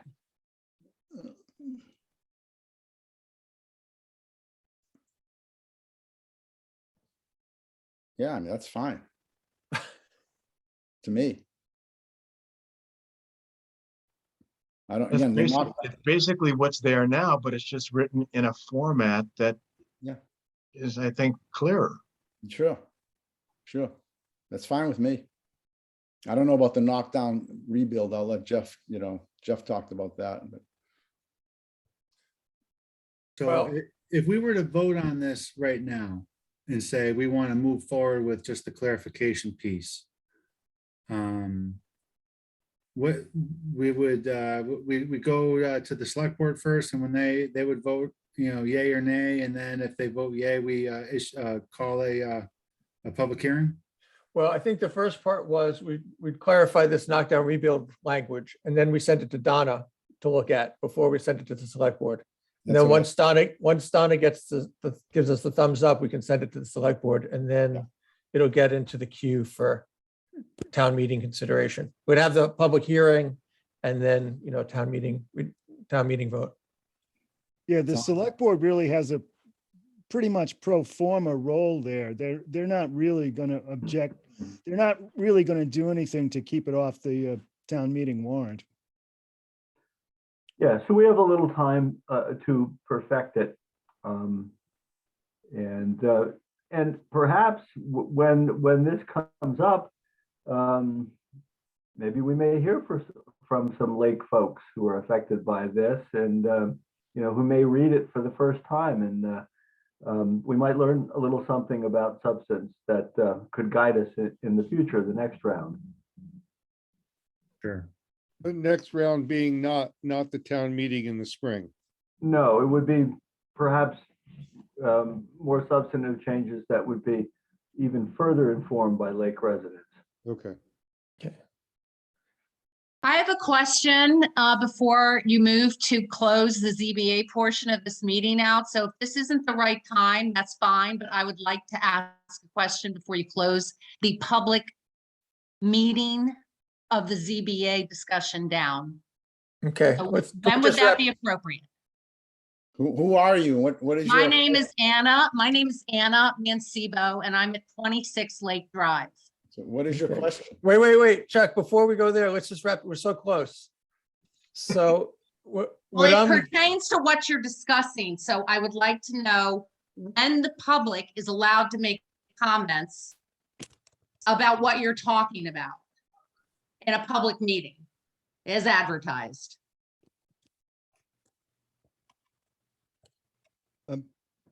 We can do Because the that. devil is in the details, and you're very nicely putting up this amendment so we can all stare at it and read it. And there are a number of us that are on this call that live right on the lake that I know are dying to have a conversation with you, but we've been shut out 2 meetings.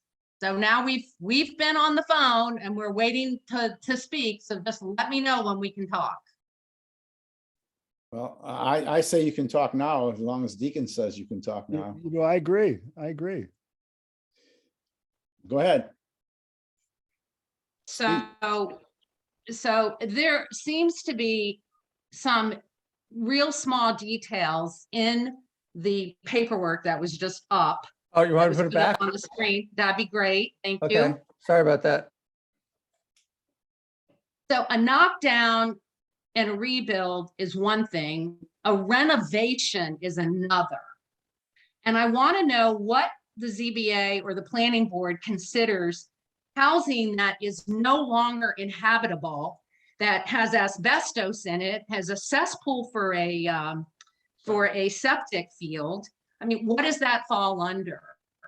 So I guess when you're talking about a knockdown or rebuild by right, and then limiting the highest point of the roof line to the existing structure, I'm just, there's a lot of stuff that feels like it's just getting slid in and not really highlighted. And I think it's really important because we built a house by what existed, and it was perfectly understandable to us. So, and so I'm not sure why there needs to be much more definition. I mean, we coordinated our efforts through all the boards, through the Franklin County Building Inspection Office, and we passed. Neighbors behind us. And for 307. So, so I'm a little concerned about the height of the buildings being changed. It affects values. It affects tax assessments. There's a whole ripple effect to what you all are talking about. And frankly, I don't think any one of you live on the lake. Do you? I don't. Okay. So it's really, really important that sooner that rather than later, you're getting input from the residents on Lake Wyola and around Lake Wyola, which is our neighborhood. All of us know each other around the lake. It is not limited to 400 or 500 feet. We all know each other. That's my point, is the devil is in the details. It cannot be arbitrary. Micah, would you say your last name, please? Anna Mancebo. Oh, I see. It says Micah on the screen. Okay, Anna, Mancebo, Mancebo. thank you. Anna, I'm trying to listen to what you're saying. Are you,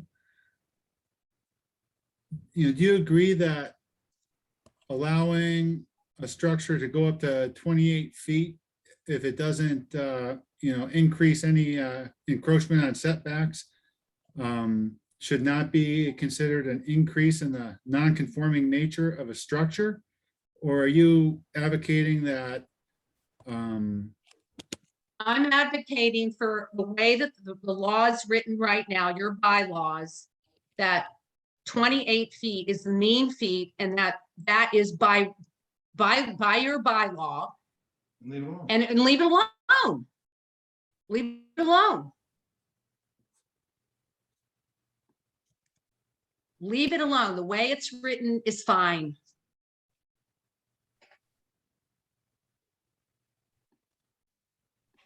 Okay. So by leaving it alone, you're saying that if somebody has a non-conforming building that only goes up to 12 feet, that they can't build it up to 28 feet by right, they have to get a special permit. No, I'm saying they shouldn't need a special permit if they're not going up higher than 28 feet. The way that you have point B written in here, you're saying that if there's a knockdown or a rebuild, that you can't build your house higher than the existing structure you just knocked down, which was most likely a camp with one floor that was built on, from the 40s. That's what we're talking about here.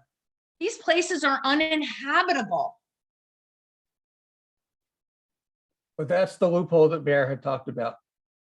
Who's mayor? Who's Mayor Fox? Mayor Fox, she lives in town, she lives on the lake, she was at the last meeting and she raised this as an issue. Can I clarify the loophole? This is Megan Mikolajczyk, and I'm one of the ones that went through this terrible process. But the loophole that she is speaking of, I believe, is that it's a continuation of a non-conforming use when you have room to rebuild to the 28 feet. The house she's complaining about had enough space and within the setbacks to go up 28 feet. So there are some lots that can accommodate that. There are some lots that cannot.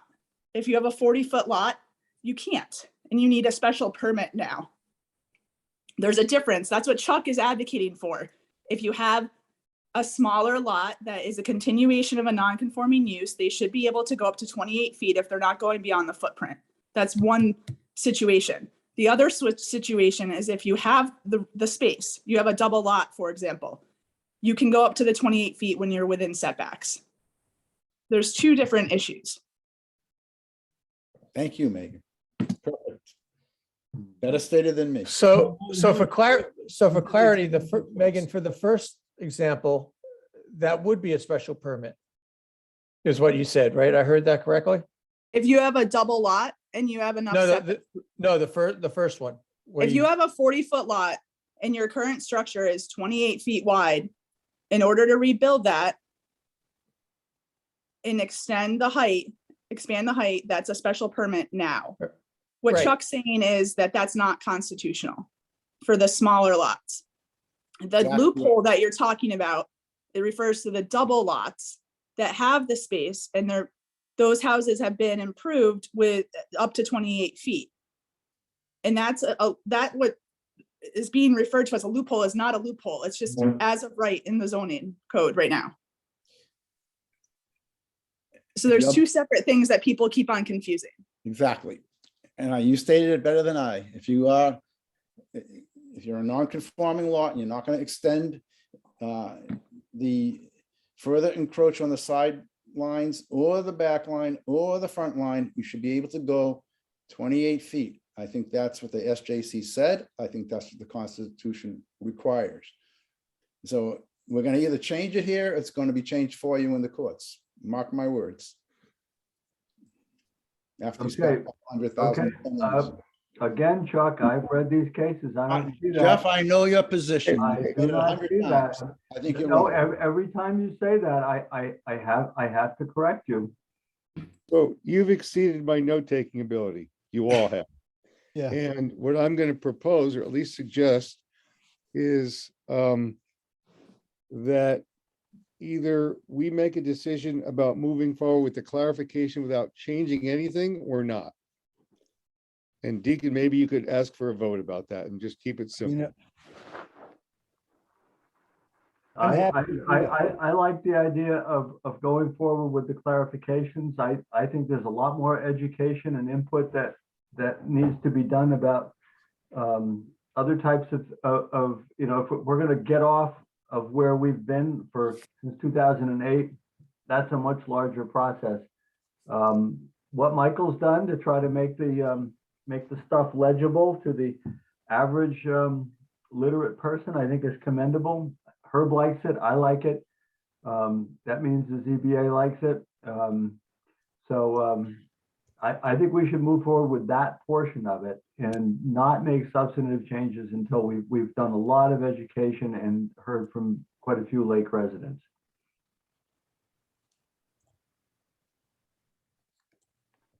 So is that a motion, Deacon? Yeah, excuse me, I think we do need a motion about whether or not it's useful to go forward with the amendment, with the clarifying amendment that Michael has written and can probably be improved upon. But I'll make that motion. You know, I don't think it's completely done, but it's close. It's getting there, and I would move that Michael proceed in that direction, and perhaps we try to put a wrap on it at our next meeting. I'll second the motion, Robert. okay, does anybody have the gall to discuss this anymore? Okay, I'll call the roll. Michael, Aye. Nathan, Aye. Steve, Aye. Linda, Aye. Jeff, Aye. I'm an aye. Is there anybody I missed? Roberts and I. I'm sorry. Good, thank you. I'll send out the edited version to ZBA and the planning board. You guys can look at it between now and the planning board's February meeting, and we can look at what the remaining tweaks might be. When is the February meeting, Deacon? I haven't figured that out. Here, Let me know. here, it'll be the second Monday in February, so.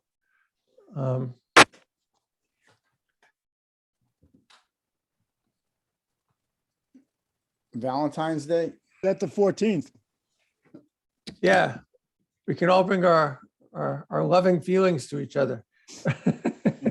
And what about the and what about an amendment to change the total membership of the ZBA? I'm for it. I mean, does somebody want to draft something that we can discuss at the February meeting? Jeff, would you mind? Can I say something? This is Joe Salvador. Please. I sent out a petition and I got it signed and I submitted it to the board, to the select board already, with signatures of people to increase the, from 3 to 5. Do you have specific bylaw language that is proposed? Yeah, the town gave me the paperwork and I went around and got signatures. I did that about 4 months ago. So they we're should gonna, have- They should have a list of all the names on it, that people who signed it. So I don't know if that helps you out at all. if I remember correctly, I mean, the planning board still has to hold a hearing on that, correct? Okay. That's Well, all and we have right. to have the particular, we have to have some particular language to have a hearing on. Yeah. The select board's supposed to be turning that around and submitting it to us to hold a hearing, if it has the required signatures. Well, Only I needs- turned it into the town from what they gave me. They gave me the sheet, which I probably could have filled it up probably more than 2 or 3 times, but I got like 20 signatures on it, 20 something signatures. And then I resubmitted it back to the town. What they did with it, I don't know. Okay. It was after one of your meetings when you had decided that you wanted to have more people. So I went out and got names for you. So can the chairs contact the select board? And I mean, it's probably Deacon's bailiwick, even though it concerns. Yeah, the ZBA. look, I'll find out. I'll look into it. I mean, Okay. we should certainly look at that Let me language know when you find out. and either adopt it or write our own. I mean, All right. And if you need me to do it again, just let me know. I'll get another one. yeah, I can help out. We'll have a discussion about whatever the language should be in February. Okay. Question, Chairperson Damari, Yes. who's taking notes for the zoning board? Well, I was hoping you were, but but if you're not, I can write this up. I mean, I'll do it generally. I won't do it specifically. Just there were disagreements about this and that, but and if you could forward, Michael, your most recent draft that we at least where we are now. Oh, definitely. I'll do that before the end of the night. Okay, so I can, if you don't want to do it, Herb, I'm happy to do it. No, I can do it. I just wasn't clear because you had sent something out to Carrie, asking Carrie if she was going to, and I wasn't sure who was taking notes. I wanted you to do it tonight and Carrie to do it on the 19th is what I. Oh, okay. And Carrie, if you're still here, please call me tomorrow. I think she's submitting her resignation at this. No, I'm still here and I've been listening. Yeah, I'm so sorry about that. I saw your email and I was at work. I read it and then I meant to answer it, but it totally slipped my mind. And I was going to email you after this. Do call me, but I'm hoping you'll take the minutes on the 19th, Okay. January 19th, which is our next meeting. Okay. Okay. So can we consider the ZBA portion of tonight's meeting wrapped up? Yeah, I'll need a motion to adjourn for the ZBA. Do I have a motion? So moved. Do I have a second from? Second. Okay, we're ready to vote. What say you, Herb Gilmore? Hey. What Aye. say you, Jeff Lacy? Aye. What say you, Chuck? Aye. The meeting is hereby adjourned at 8:53. Good night, Chuck. Good night, Herb. Good night. I'll see you on the 19th. I wish I could say good night too. Call me, Carrie, when you have a chance Well, tomorrow, or the next day. Chuck, okay? I'll put something together and Okay, I send will. it. to you. Chuck, Yeah, thank you. I'll put something together. Yeah, send it to Carrie too, so she gets an idea. Okay, so let's, I would take minutes. Take care. I'm leaving. okay. So let's try to wrap up the rest of this stuff quickly. Wheelock site visit. Okay, I've spoken with Tim Garcia. He and I kind of agreed this right now probably wouldn't be a great time for a site visit because all they've done is work on the road a little bit, and the road's all either covered with snow and ice or plowed snow and ice. He is working on the February report now, he said, that will be submitted on time. And he's going to try to find some pictures of the work that was done to the road and include it in that report. I also mentioned to him that that we would like to have sort of routine access to the site with Joel Walker. Instead of him having to fly up from Florida, we could get a hold of Joel Walker. And he agreed that would be a good idea, and that we would get contact information for Joel Walker, and we could do that. I mentioned to him that we would probably be interested in site visits after the snow was gone, and especially when work was going on with the basin, because we're interested in how that basin is going to be mucked out and fixed up. So what else? So anyway, unless someone is burning to get out there now and see what really isn't there, we're probably going to defer site visits until March or April. And we'll do it with Joel Walker instead of Tim coming all the way up. But we'll have a report to look at next month when they submit it, he says. That's my report. What's the guy's name, the local guy's name? Joel Walker. I had it down as Jeff Walker last time at the meeting, but it's Joel Walker. Okay. Okay. So moving on, anybody want to stay here any longer? Is this me, Deacon? The updating and reformatting? Yeah, let's do that. Okay, so somewhere a few weeks ago, someone had asked us about a sign bylaw question. And when I looked at it, I realized that the reason it was hard to figure out was because there was a paragraph that needed to be created. Basically, someone just didn't hit return. And so the original was a separate paragraph and it's all smushed together. So there was a point in the sign bylaw that town meeting approved as 2 paragraphs and it ended up in the zoning bylaws as 1.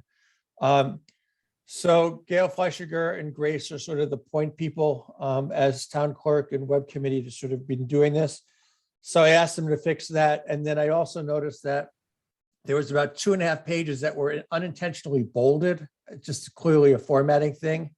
So those 2 changes got changed. The first one because town meeting approved it as 2 paragraphs. The other one, bolding was never approved. And then the third thing, which I wanted them to change, and both Grace and Jeff correctly said we couldn't change, was there's a spot where there needs to be, it's in the solar bylaw about in the biomap paragraph where there, I think should be 2 commas separating concepts, but the warrant article didn't have that. So as Jeff rightly pointed out, we can't change it. So the zoning bylaw that's on the planning board website is the updated, accurate, town clerk approved, consistent with what the state allows version. So if anyone wants to get the updated one, and that's helpful because like about 6 months ago, we didn't have the updated one on the website. So those formatting changes have been done. So that's basically it. Michael, is the 2 paragraphs into 1? That's a formatting change? Yeah. Okay. It's, and I'll just tell you, it's section 8.4-3. And it's Okay. on signs. It just is, it's talking about municipal signs. And after the first sentence, there should be a new paragraph. Okay. Thank you. Yeah. Well, one question I have is that it'd be really wonderful if we could have paper copies of the updates. I mean, the board is still working with pretty old hard copy. Yeah, I agree. That's why I thought I'd send it out, because I know I was referencing an old one for a while there. It could be, I mean, I'm guessing it's the land use clerk that would make copies, right? Linda used to do it for us. Well, I thought it was the town clerk, Okay, because I think the town clerk is responsible for maintaining. okay. Yeah, I think that would be great. I mean, it's a big printing job because it's a big document, but that would be great. I mean, I think we could all use hard copies of up to date. I mean,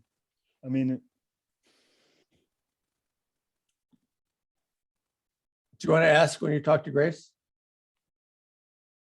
I'll, Or I could do it and just, I mean, I don't mind, but she'll um, probably check with you.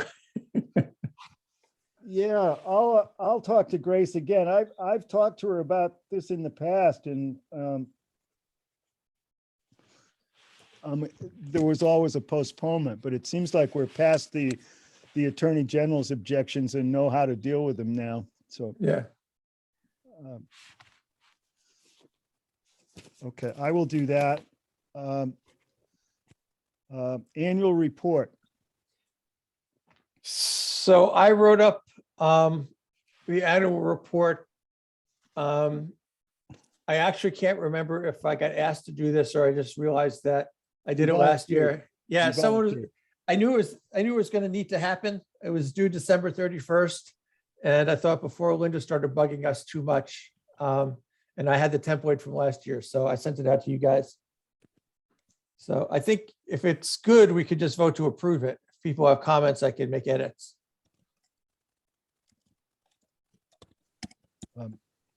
I thought it was fine. Shall we have a vote on approving it? Move to approve. If you think it's fine, then despite my not having read it, I think it's fine. Move to approve. Well, that's trust, Jeff. Aye. At least there'll be no grammar or punctuation errors. That's high-handed, Jeff. I haven't heard a second. Second. Okay, discussion? Wait, who made the motion? I did. And I did. Nathan. Okay, I moved, Nathan seconded. Okay, okay. so does anybody, I don't hear anybody commenting on it. I'm slow as mud. So Deacon, all you say is, hearing no comments, how do you vote? Aye. I'll do that. Okay, I'll call the roll. Michael? No discussion, right? Correct. Well, Aye. I'm listening. I mean, no discussion. I'll Okay. call the roll. Michael, Aye. Nathan, Aye. Steve, Aye. Linda, Aye. Jeff, Aye. Robert, Aye. I'm an aye. Good, good. Moving on to chapter 61, I looked at the Wenham stuff that Robert provided. And it really struck me that getting a proper chapter 61 process going in town would be really helpful. Most large projects are going to involve chapter 61 withdrawals. And I think having that process in place may well give us some greater degree of control over large projects. I mean, so I was thinking that we ought to try to encourage a larger discussion of this chapter 61 process. It seems like Wenham has really thought it through, and that we should forward this to the select board, the assessors, probably the Concom, and anybody else who is interested, to see if we could engender a process that would make chapter 61 work better for the town. I think it's a tool we could use. I know it's on the Concom's radar. Good. Robert, where did you find the language from? Just Googled it and found Wenham had passed the bylaw. Okay. And Do you want me to send it to you? No, that's I'm fine. sending it to everyone on the board. I Yeah, just sent it to everybody. So I just forwarded your email, Robert, to everyone. So it's like right at the top now. yeah, and it's so. Well, I do think we should have discussion with other people and see if we can institute some sort of process like Wenham's. I mean, it seemed pretty good.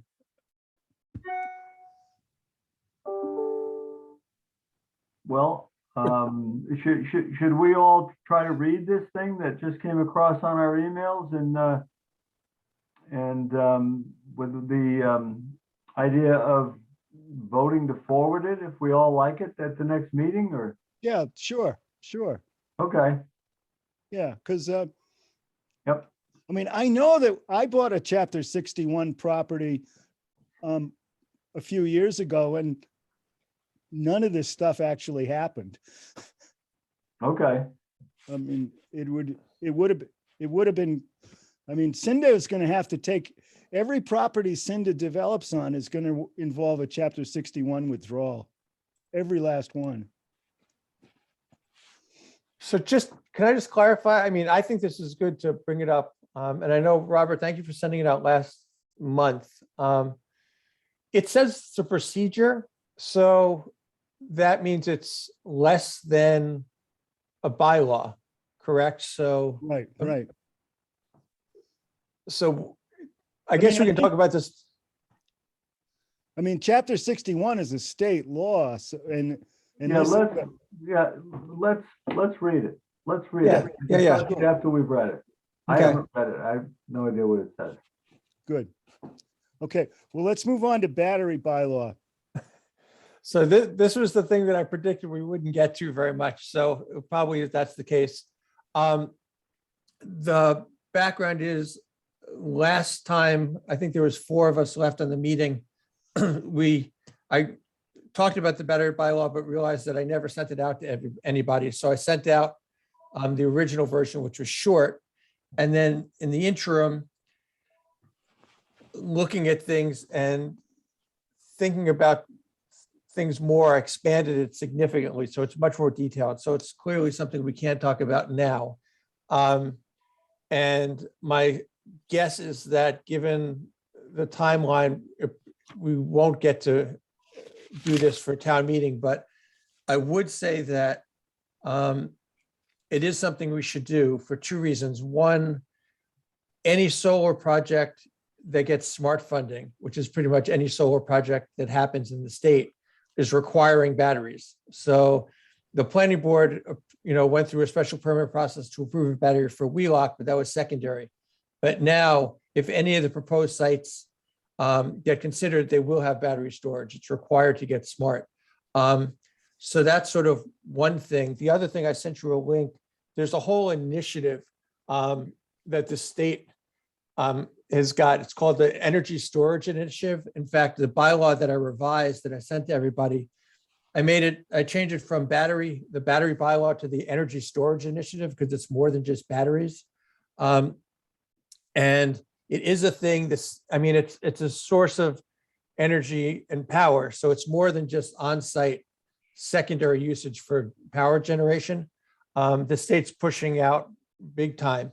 And the thing that really sort of got me thinking it would happen between last meeting and this is that I've been talking to folks around the state, and in the town of Carver in the southeast, they now have proposed a 6-acre battery only proposal that's 150 megawatt hours. And I think actually when we talked about it last time, Nathan confirmed this, that increasingly what's going to be happening is that towns are going to be approached to be hosting battery, I hate saying farms, like solar farms, they're not farms, but for lack of a better term.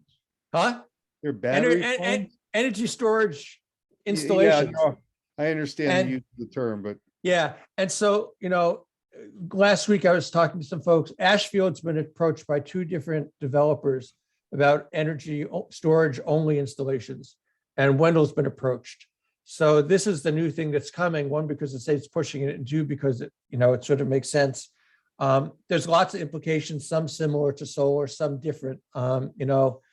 If you have a lot of batteries, it increases leakage issues and fire issues and stuff. So I think we would be remiss not to get ahead of the curve. And in the last thing I'd say is the Pioneer Valley Planning Commission, which was my original source of inspiration, highlighted this. In fact, Rita pointed it out at some select board meeting because that was her concern, that we hadn't been addressing it. So that sort of started me on it about 6 months ago.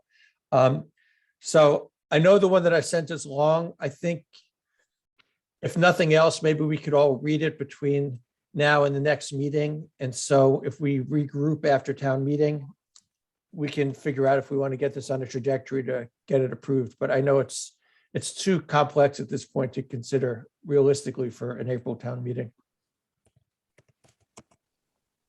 That's my pitch.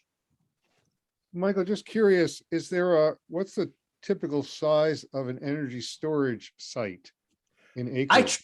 I tried to find that out. I mean, they're smaller, because they're on trailers and stuff. But the one in Carver, I asked them specifically about that, and they're not big like solar, so I think they're smaller in acreage.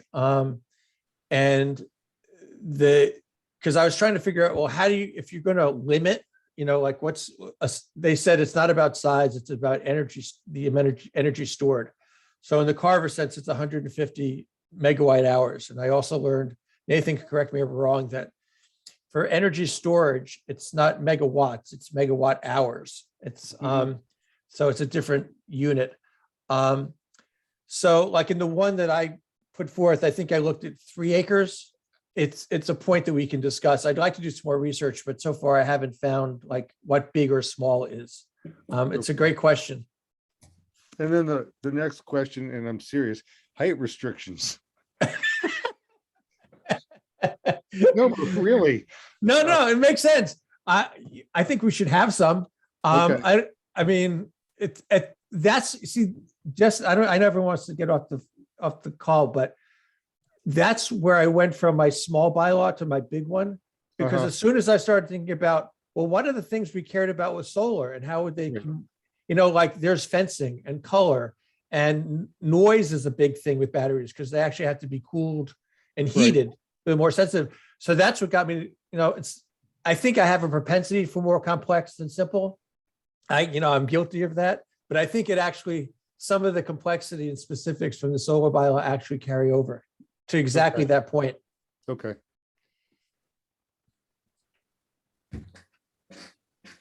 I'm just going to make a note that I have made an inquiry with my employer as to whether or not this would be a conversation I could participate in.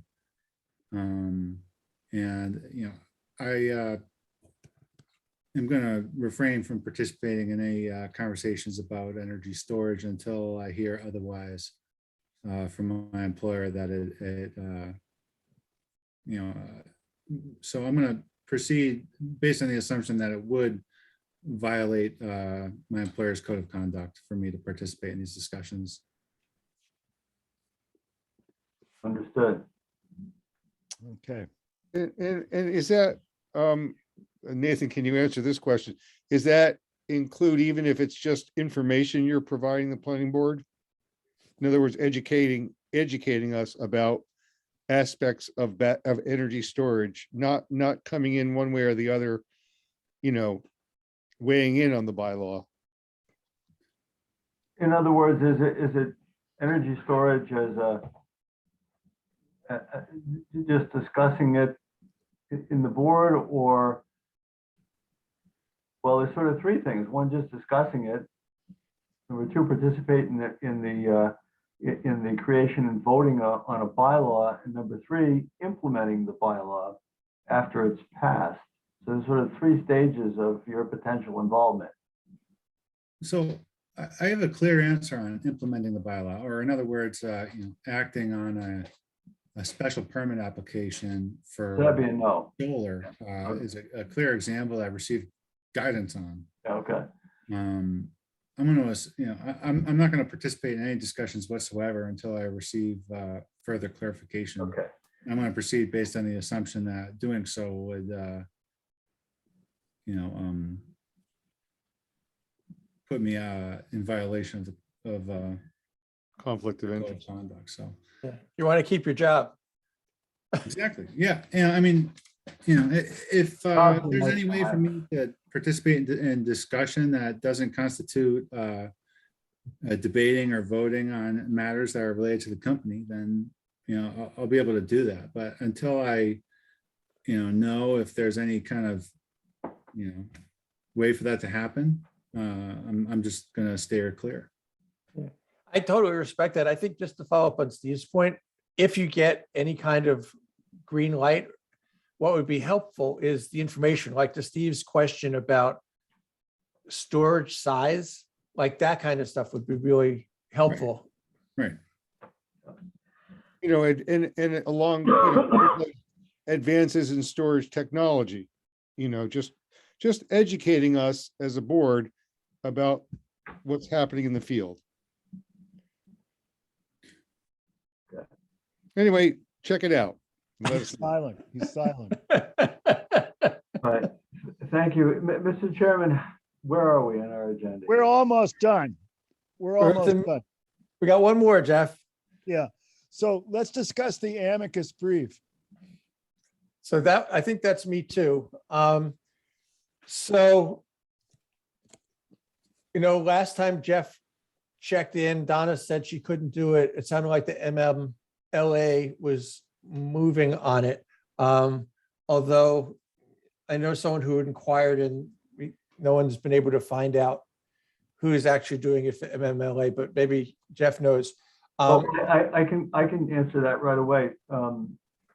MMLA, Mass Municipal Lawyers Association, is not going to write an amicus brief on the Tracer Lane case. Their amicus committee studied it thoroughly, according to my source, and decided against it. It's not a great set of facts for them.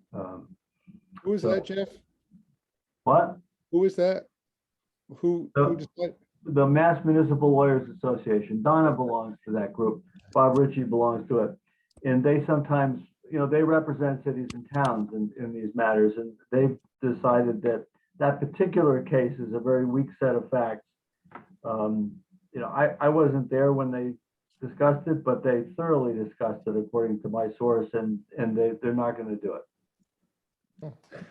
And so my addition to that is, I think I wrote an email to this effect, but there was another group, it was the Law Center at Clark University, which is called Earthrise. They were going to do an amicus brief. I found out, I think yesterday, that they decided not to. There is an attorney or a group of attorneys still working on it pro bono, but I don't know any details. So I think at this point, until there's details, I do know the oral arguments that the SJC will be hearing are on March 7th. So the amicus brief is due 20 days before. So if we were to sign on to something, if someone was actually doing it, we could decide at the February meeting and still have a little breathing room. But March 7th is definitely the date. Oh, so I forgot, and I made some notes somewhere. I was speaking with someone from Mass Audubon. Heidi Ritchie. Heidi. Yeah.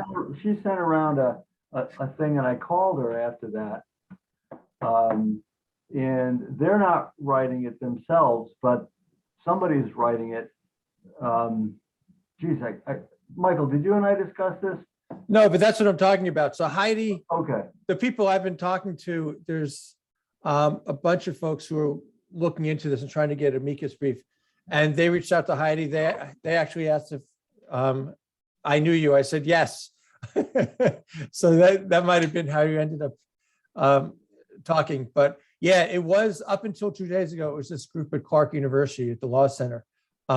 But I don't know the name of the pro bono lawyers who are doing it now. They're affiliated somehow with the Law Center, but I don't know how. So it seems like I'd still like us to do it. Oh, actually, the other thing I want to say, Wendell's select board has already signed on to the amicus brief in concept, although now Earthrise isn't doing it. But when the people who were circulating sign-ons for the brief that's getting written, Wendell contacted them last week and said, we're in. So Wendell's the first town to join. Okay. Well, So there's no text available as of now?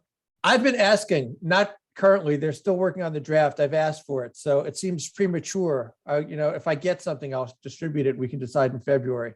So one of the things that, I mean, I mentioned to Heidi that the MMLA was not going to do it because they didn't like the facts. The facts are terrible. The town only has 1.5% of its acreage zoned solar, and they wouldn't even let them cross into another town to do it.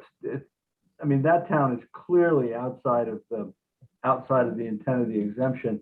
But Heidi and I agreed that the purpose of the amicus should be to try to keep the SJC from going overboard because it is one bad apple, one bad case, and consider all the towns that have much more reasonable bylaws that allow, vast areas to be subject to these proposals. Towns like us, like Pelham, things like that, that 60 to 80% of our town eligible potentially. Yeah, So- actually, I'm sorry, Jeff, go ahead. So anyway, don't throw the baby out with the bathwater is what we agreed should be asked of the SJC. Yeah, the one thing I was going to add, I don't know if I mentioned this last time, but in December, it's crazy, but I looked at 333 zoning bylaws in the state, all the ones that are available online, because I wanted to find out how many mention solar. So of the 333, 206 mentioned solar at some point. And by my estimation, 168, if you were to look at a very strict public safety and health limitation, 168 go beyond that. So it's really, because originally I was thinking, well, maybe there's 30, maybe there's 40 towns like Shutesbury. We're clearly on the far end of the continuum in terms of detail and comprehensiveness. And a lot of them have, template language, so they just sort of reiterate it. But, my sense is if the SJC decided in a very narrow interpretation, a lot of those would be beyond. And then, it's wild, wild west. So should we try to follow up with what Mass Audubon is encouraging us to do? It was on my radar, but then went off. You're talking about the legislative language? No, that's another thing. The hearing is tomorrow, and I'm hoping to testify. But no, this is signing on to an amicus. Yeah, I think we should. Our select board won't agree to that, but so this is sort of the other thing you wanted us to talk about, Jeff, but I went to the select board meeting last week, maybe, and during public comment said that Jeff and I were hoping to talk to them about two things. One was the legislative fix for the associate member, and the other thing was asking them to sign on to the amicus brief. So I gave them a heads up about both. They tentatively said January 18th would be the date for Jeff and I to come talk to them about both of those things. So I don't necessarily think it's off the table. If I had more detail about if it was Earthrise still, I would ask us to vote on it now. But because we don't know who's writing it and we don't have a draft text, it seems premature and irresponsible as a public entity. But if we can have that by February, I think signing on would be a very good thing for the reason you're talking about. There needs to be some voices that say doing this is reasonable. Well, I'll put it on the agenda and we'll know whatever we know by then. Great. Okay. So do I hear a motion to adjourn? Nah. You didn't go about the other unexpected business. Yeah, well, if somebody Speak up fast. I don't have any. Just being difficult is all. Move to adjourn. Second, Up. Okay, so Jeff has made a motion. I didn't hear the second. me. Michael, okay. Discussion? Ashley, thank you for hanging in there. Yes. You're a trooper. I'll call the roll on adjourning. Michael, Aye. Nathan, Aye. Steve, I, Linda, Aye. Jeff, Aye. Robert, Aye. I'm an I. that's all she wrote. It's been grand. Thank you, We're- Carrie. See you next month. Bye. Night. Good night, everyone. Stay night, warm. everyone. Well, Night. Good night. It was Right. nice meeting everyone.